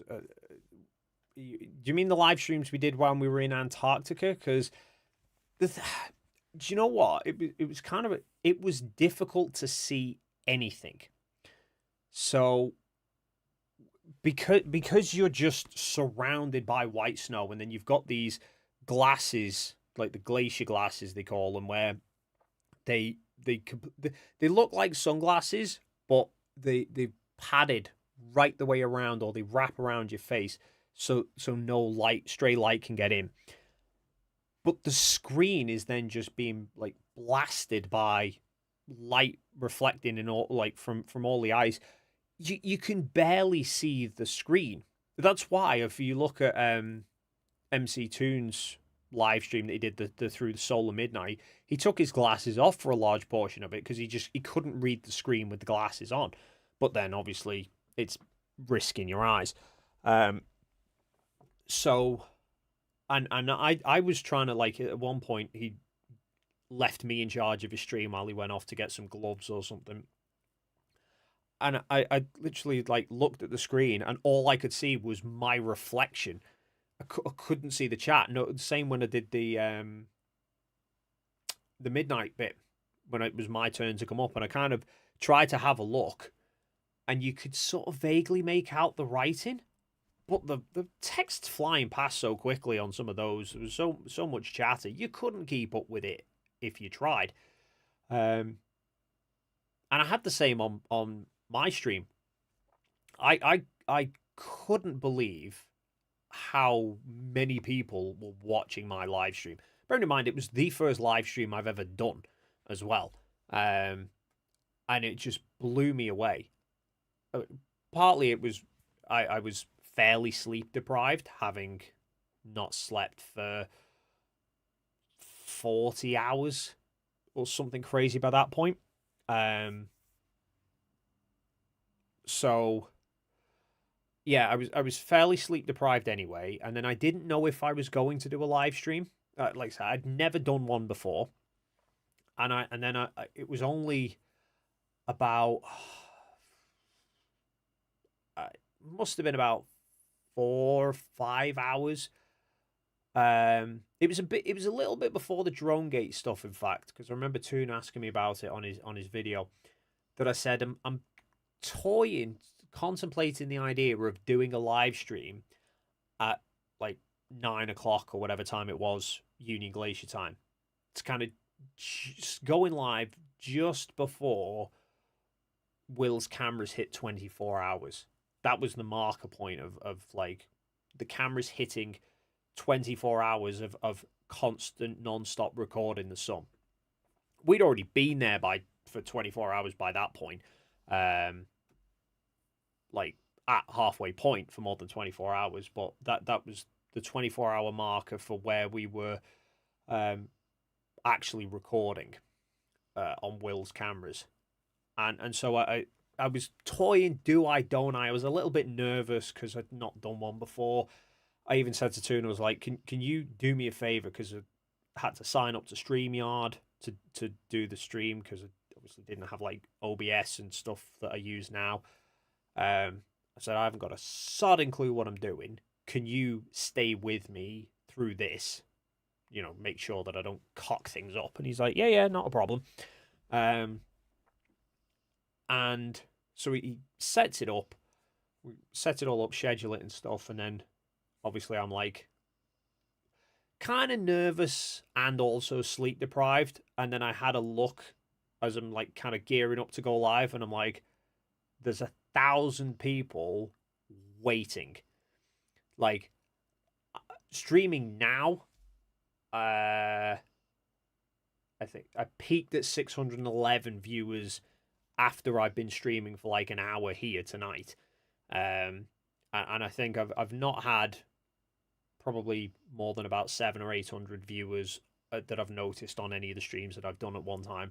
And for that very first one, 1,000 people waiting for me to go live. I was like, holy shit. So yeah, I was like nervous to begin with, and then that really threw me, and then went live. And yeah, I mean the chat was just the chat was just flying by, and there's super chats coming in all over the place. I'm like, holy crap, I don't even know, like, what the hell am I doing here? So Toon's like, yeah, it shows me how I actually had to filter the chat out. So when I'm streaming like now, I can put my whole chat up, or I can filter it to be in only super chats. So that's how, like, even though the chat disappears way off the screen, I can still get the super chats and just scroll through them to make sure that I've not missed any out. And so basically that entire stream that I did was just, I didn't know how long I was going to be streaming for or what I was going to like talk about. I'm like trying to plan in my head, what am I going to do? And then I basically just spent like 2.5 hours having to read super chats because they were just endless. In a good way, obviously. So the regular chat, I never got a chance to even read what anyone was saying. So I don't know if any flat earthers, there probably were flat earthers in the comments. I'm pretty sure I saw flat earthers in the comments of the midnight live stream, having watched it back. I'm pretty sure I saw some people who at least sounded like they were arguing pro flat Earth. But obviously that was the very first proper stream that TFE did.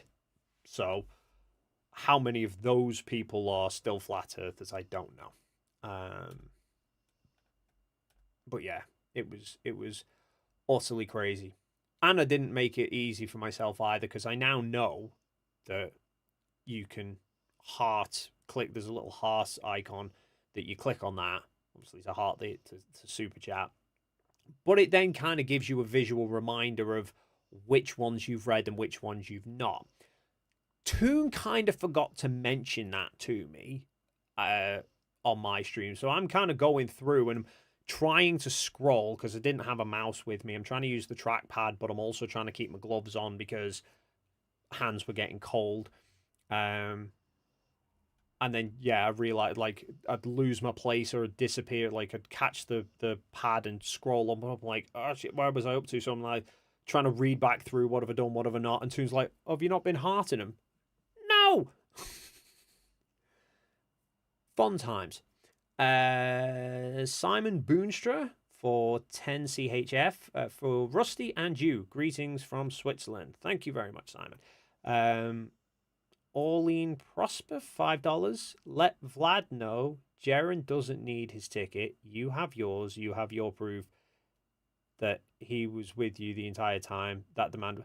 Oh, I know. It was ridiculous. Like, he came in, I want to see the tickets. Okay, there's the ticket. No, I don't want to see your ticket. I want to see Jaren's ticket. Like, what was my ticket not good enough? And then it probably would have been, if Jaren had gone, yeah, sure, there's my ticket, Vlad probably would have gone, oh, well, I want to see Will's and Jet and Austin's and Toons and Critical Thinks and Jonathan's and Mark's and Lizbeth's, otherwise you didn't go. I mean, I have also kept the flight ticket for my honeymoon to Sydney, just in case any flat earthers don't believe that I was there. Just because. I didn't even get to bring up as well. It's one of those. There's so much stuff from TFE. There was one I wanted to bring up, and I only remembered afterwards. And I'm sure I've shown it on stream. I think I've shown it on stream here before. But it was yet another one. It's not even just TFE specific. It's like flat Earth in general. So where is it? Where are you? Well, I mean, for starters, the fact that I was on the plane and the seat backs show like our flight path as a great circle route on a globe, not an AE map. But this was the plane that I was flying on. This is at Heathrow, waiting at the check-in gate, and on the top of the plane, just there, is that little dome box, which is the, I don't know if it's, I'm assuming it's Starlink, is what they're using, but it's how the plane, because most of the planes these days offer Wi-Fi on the flight. And I had the Wi-Fi flying from Heathrow to Santiago. And I took a video, which I need to remember where I put it, of me on the plane. I think it's this one.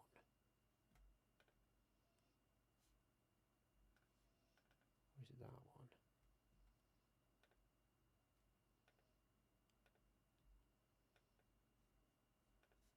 This one, but it's a little bit dark to see. So I'm hoping you can see it. So this is... No, it's not that one. I think it was that one. So this is... Yeah, we're on the plane. They dimmed the windows, so I couldn't actually see a damn thing out of it. But I was trying to show, look, I'm on the plane. And here we are. Like, bearing in mind, I'd had internet the whole flight over. And then I threw... Wi-Fi on,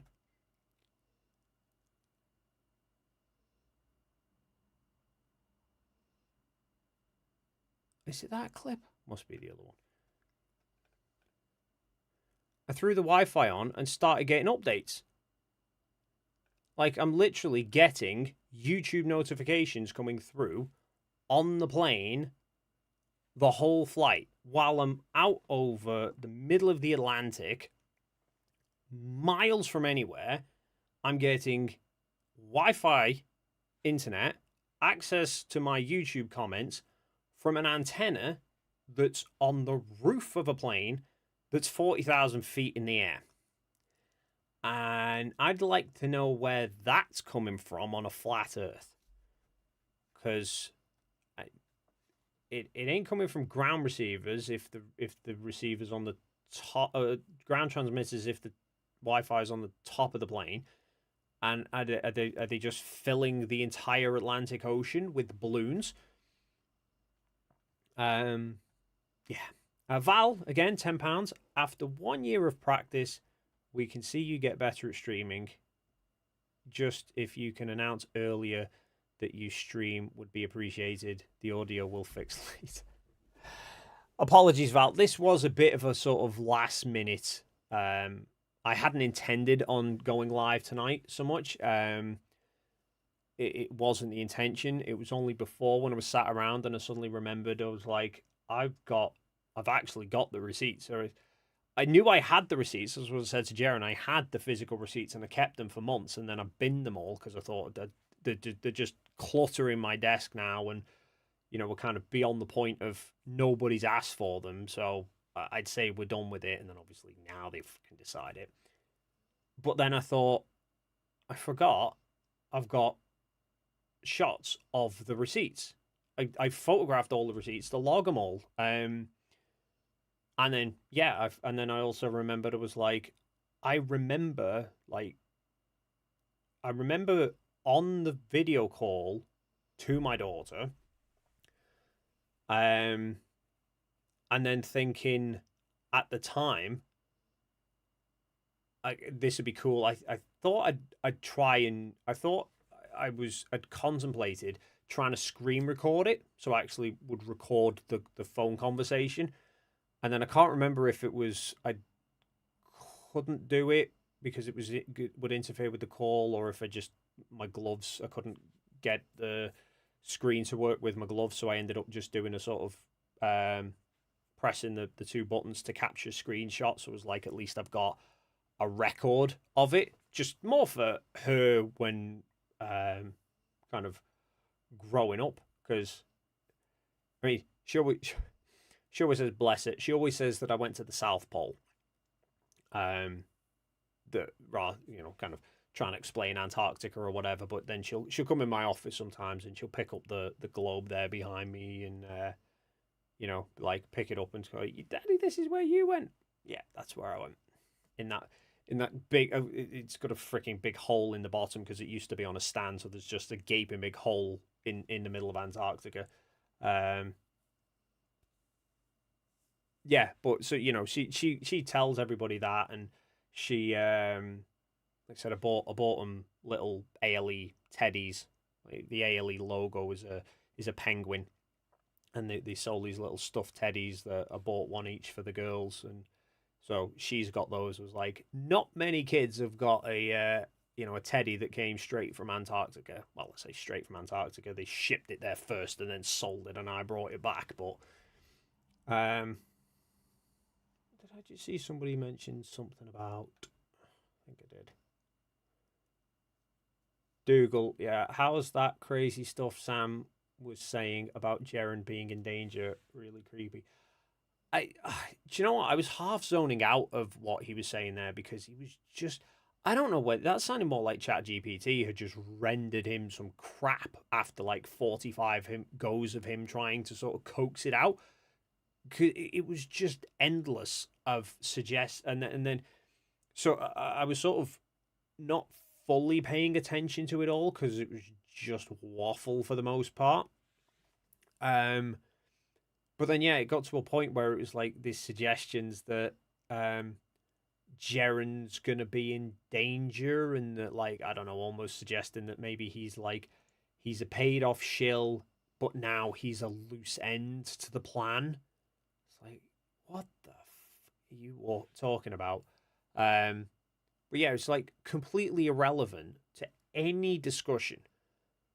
But he's there like to Jaren. I think this is you need to hear this because I'm trying to look out for you here. You need to hear this. It's like, what horseshit is this?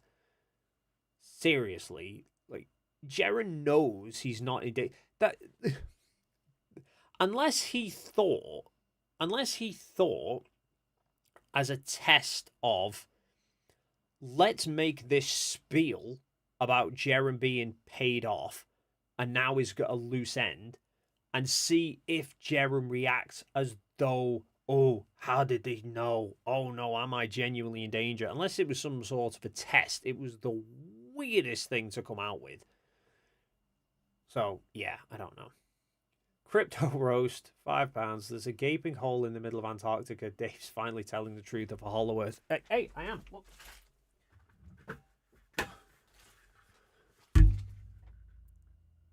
And you can see right through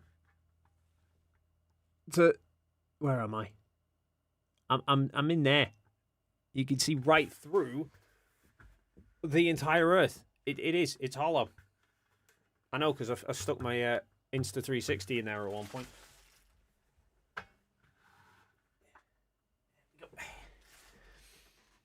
Oh. Fletcher boy, the real question is where are the guns, Nathan? I'm not playing that again. But we'll never know. Right, everybody, it's I'm gonna wrap this one up. This was a bit of an unplanned stream. It was just sort of, I thought, I've suddenly remembered I had all those bits and pieces on the phone. So I thought I'd come on and at least put a record that they are there and the screenshots and stuff. Plus, just talk about how freaking clueless Sam was in terms of the argument that, he had absolutely nothing as an argument. Fundamentally. I did ask him, I am right in thinking, I asked him for 3 anomalies in the footage, and from memory, he only actually gave 2. The lines and Toon's head with the sun. Unless there was a third one that I've just zoned out from the headache, but yeah, I don't recall a third one. Unless someone can remind me of it. So I'd asked him for 3 of the 70 or 80 anomalies. And he couldn't even manage that. And everything else was just, well, I don't believe it because it must be fake. Because it just must. Oh, the moving mountains. Was it moving mountains? Was that? He only briefly talked about the moving mountains and then the truck disappearing because, again, doesn't understand elevations. It's so basically nothing other than no understandios.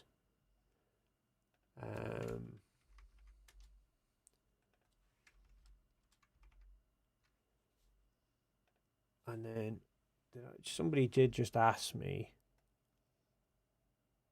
Ardsley asking, do I do astrophotography? I do when I get the time and the chance. That's just kind of rare these days. But I did do some while I was in Sydney. I just can't remember where I put the file. Oh, there they are. Sydney. I know I did show this in one of the last streams I did. So I know I did it.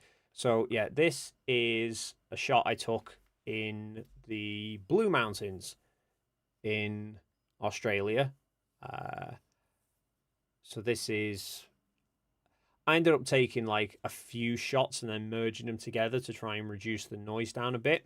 It was very windy as well, annoyingly. So the trees were blowing all over the place. But yes, this is the Milky Way from the Blue Mountains one night. Val, I didn't. Val, oh no, Val, I did. There's the moon in Sydney. That was as I never actually saw anything like more than about a third done. But I do like the fact of moon's there smiling in the sky while the sun's. You know exactly where the sun is. It's strange, isn't it?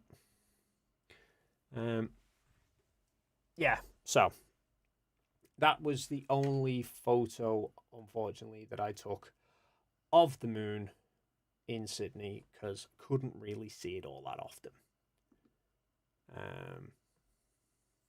Yeah. Anyway, yes, I'm going to wrap it up, guys. Like I said, it was a bit of an impromptu stream, and I wasn't really sure how long I was going to go for or what I was going to talk about. More just highlight how this is the point. This is to the point that Flat Earth has now reached. That they need to say TFE was faked, but they've got no explanation for all of TFE. So they kind of just have to go with, well, it's fake because it must be fake. But then present them with the, well, you could go and look yourself. I don't want to do that. Don't even need to go to Antarctica. You could go further south in the tropics, and this is what you'll see. And it doesn't work. I don't want to do that. Or you could measure the lines of longitude like we did. Because once you go beyond the equator, lines of longitude are going to compress back down again. I don't want to do that.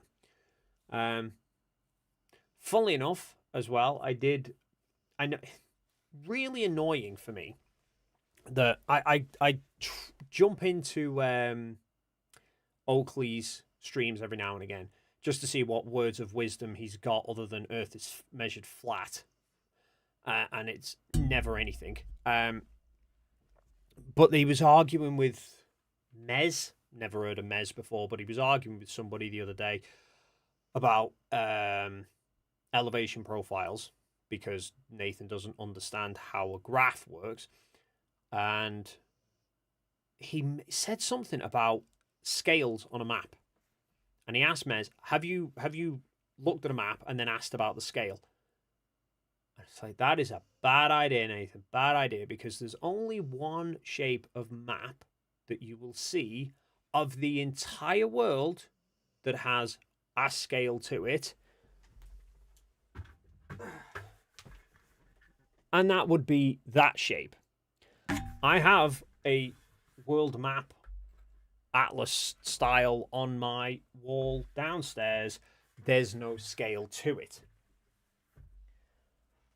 You go and find nautical charts, which incidentally is a funny point of I said in one of the response streams, I pointed out Nathan says the Earth's measured flat, but also says there's no accurate map of a flat Earth, and that celestial navigation works.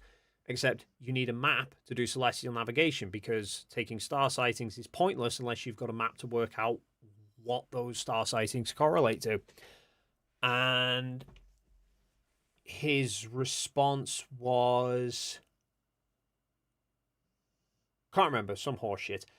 Basically, the maps are flat that they use, but if you look, they use nautical charts for it, except the nautical charts, the scale changes, and it gets wider and wider and wider until you reach the equator, and then they get narrower and narrower and narrower. It's funny that, isn't it? So yes, I get all these gems of shite that Oakley says. I'm like, I could do a video about that. I could do a video about that. I could do videos to the nth degree of the garbage that comes out of his mouth. I just make little folders. Like whenever I see it, I just screen record it and then put a folder for it that I could use. But then I'm like, I'm reluctant to do videos about it because nobody likes actually listening to him. So it's, yeah, I would say it's one of those. Do I debunk him or do I not subject you to have to listen to him? If only there was a way to do both. Right, so yes, I'm going to wrap this up. I am going to, I've seen a couple of people pointing out and going to say happy birthday, Planner Walk. I did notice you were in the chat before. I forgot to say hello, but it's your birthday as well. Happy birthday. Planner Dave, you should do a plan a walk happy birthday chat live stream. We'll do a live stream where I just wish him a happy birthday. Her happy birthday. Or I don't know. I did have an idea for a live stream. I know FTFE and the likes have done really long live streams before and membership drives, and I thought I dare not do a membership drive or a super chat live stream because I could wind up like dying in this chair. But I did then think it would be cool to mark the 1 year since TFE of doing a 24-hour live stream in which I have, because I have Will's 24-hour 360, that I have that playing, like, I'll reframe the screen up so that it's just got the banner of that video playing constantly, just in like a slow loop for 24 hours. I'd probably have to split it into 2 or whatever. And just, yeah, stream for 24 hours, going back over TFE and looking at the various responses and meltdowns of TFE. The problem is that's going to require me, one, to stay awake for a full 24 hours, which was difficult in Antarctica, but made easier by the fact that it was permanent daylight. Harder to do now, like it's 10 to 10 to midnight here now. I've only been going for 2.5 hours and I'm feeling knackered. Probably not helped by the fact that I was up this morning doing the gym, but I thought that would be fun to do, but then it also means it's 24 hours, and I checked the calendar, that period of the 14th, 15th, where we were actually at halfway point, I think falls midweek. So I'd have to, kids doing school and all, they've got various most nights there's always activities after school. So I'd either have to keep jumping out to go and do that, which kind of defeats the purpose, or I'm then leaving everything to everybody else, which seems unfair. Oh, your birthday's on the 30th, Planet. Never mind. Well, happy birthday for the 30th if I don't get to speak to you beforehand. Tommy Gronvold, 100 knock. Well, it is fake because the woman MC Toon had a chat with yesterday found a mole on his chin that was in the exact same place 4 years ago. Damn. Outdone by a mole. I did see, funnily enough, I saw somebody comment on, I think it was on Vlad's stream, talking about the discussion from his side, because he seems to think they somehow won. Which, funnily enough, I heard them say, like, we said about the swearing on lives bit. I was like, talking about the fact that I was hesitant to do it. But then, like, oh yeah, but Jaren said it right away. But Jaren's a liar. Exactly as I knew they would. Somebody commented on there saying about the photos of me and Toon between Antarctica and here, Chile, were like 4 years apart. And I'm like, go and look at the videos of me 4 years ago. Like, I do not have grays down the side 4 years ago, and I'm a hell of a lot fatter 4 years ago. And just for any of said flat earthers who do seem to think that is a somehow valid argument, and they think that I don't really know what the argument is. Like, we were in Antarctica 4 years ago. Would it have made a difference whether we're in Antarctica 4 years ago or this year? Still in Antarctica. But I know I've brought this point up before, but just for clarification, is it that one?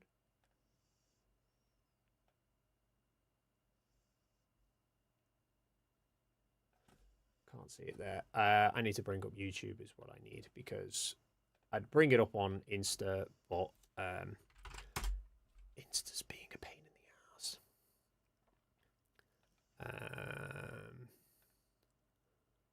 Where is my 360 time lapse is what I need. This one. So my 360 time lapse, if you look down here where my bag is, you will see that badge, which is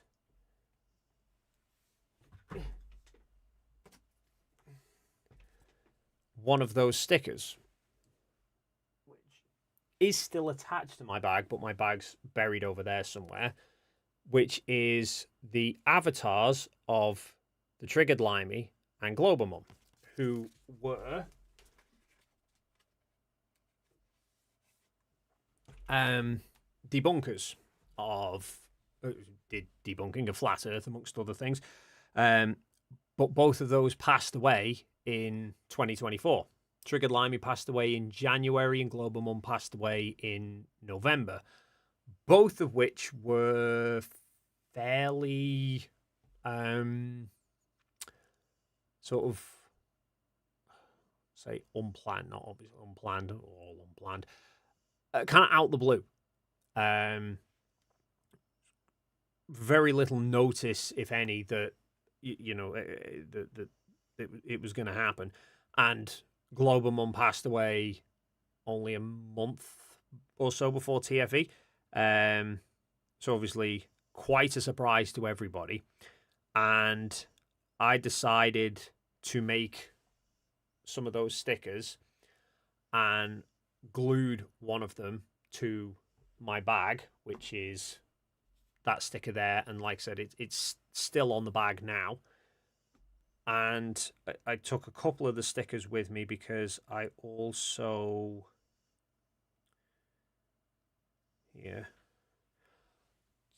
took a photo of at the camp entrance. I stuck their avatars on the sign so that I did take them to Antarctica.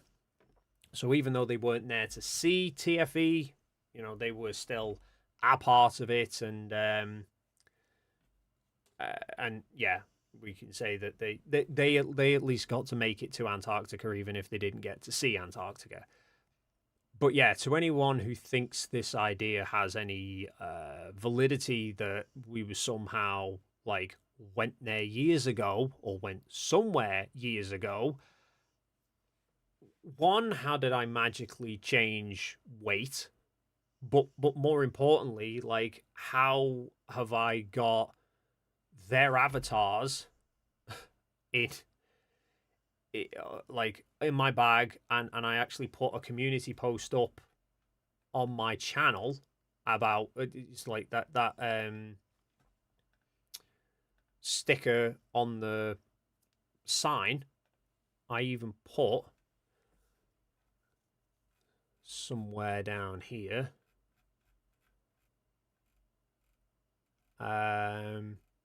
There. 10 months ago. Put a post up there.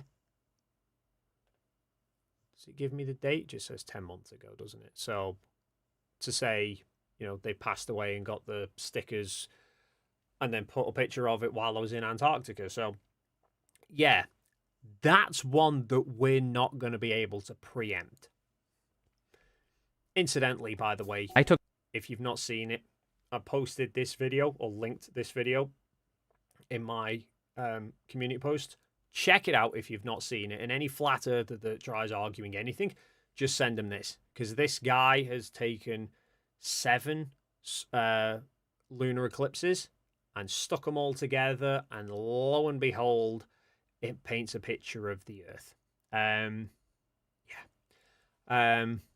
Planet, no, the sticker's not there, unfortunately. I would have done, but the obviously have the whole thing about not leaving litter and stuff, and they pack the camp down and that. And so I didn't want to risk getting in any trouble and leaving stuff, because I imagine I wouldn't be the first person to take some sort of a memorabilia thing there for somebody and make some sort of a gesture, and they, you know, don't want to be tidying up everybody's stuff. So I think it was that sticker, actually, I put onto the sign and left it there for a bit, and then I went back a bit later and took it back down again, just because, yeah, I didn't want to risk annoying the staff. But it was there. It's on record that they made it. Right. I know I've said I'm packing it up and I'm leaving like 2 or 3 times. I'm just going to have one last little attempt for everybody, because I brought it up before, just to see how easy it is to wake Rusty up or not.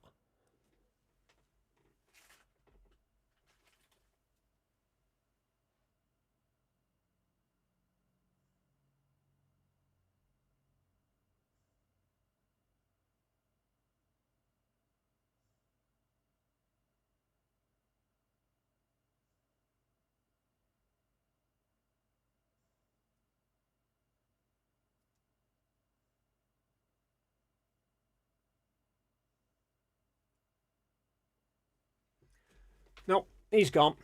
I'm just going to leave him like that. And on that note, I'm going to say thank you all for joining. Thank you all for stopping by and watching. Thank you to everyone who's commented, supported, super chatted, and generally just joined in, and everyone especially who went and watched Jeren's stream the other night. That was kind of why I did the pre-stream beforehand, because I know loads of people don't watch Jeren's channel anymore. Obviously, Jeren's was all flat earthers, and then since the transition, they've all left, but not many people really go and follow his stuff anymore. So I thought I put a community post out beforehand saying I'm going to be on Jeren's channel, but there seemed to be pretty much no reaction to it. So I thought I want a way of letting everyone know. So I thought if I go live beforehand, get you all in so that you can see, and then I'll just shift you all to Jeren's.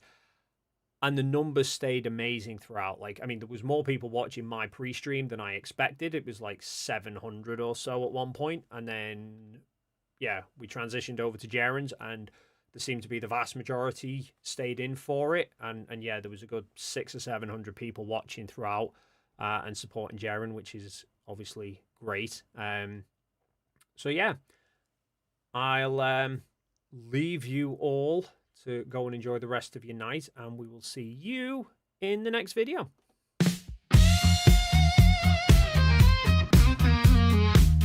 Rusty sits atop his big red chair, casting out looks without a care, with his sidekick Dave close at hand, teaching us about the globe. Sunspots or the new space probe, the daring duo will make their stand. Rusty lies in his big red chair, barely rubs legs up in the air. It's a clever ruse, to be sure. He may look sleepy, don't be deceived. Don't let your thoughts be preconceived. He can spring to life in a big red blur. Rusty has a nose for facts, a science-based directive, battling conspiracy theories, a true canine detective. He can't be denied. So many have tried, so many have failed and ended up dejected, just like the fish John West rejected. So many of them to be corrected. Rusty sleeps in his big red chair, those floppy ears still here, I swear. He dreams of conspiracies to come.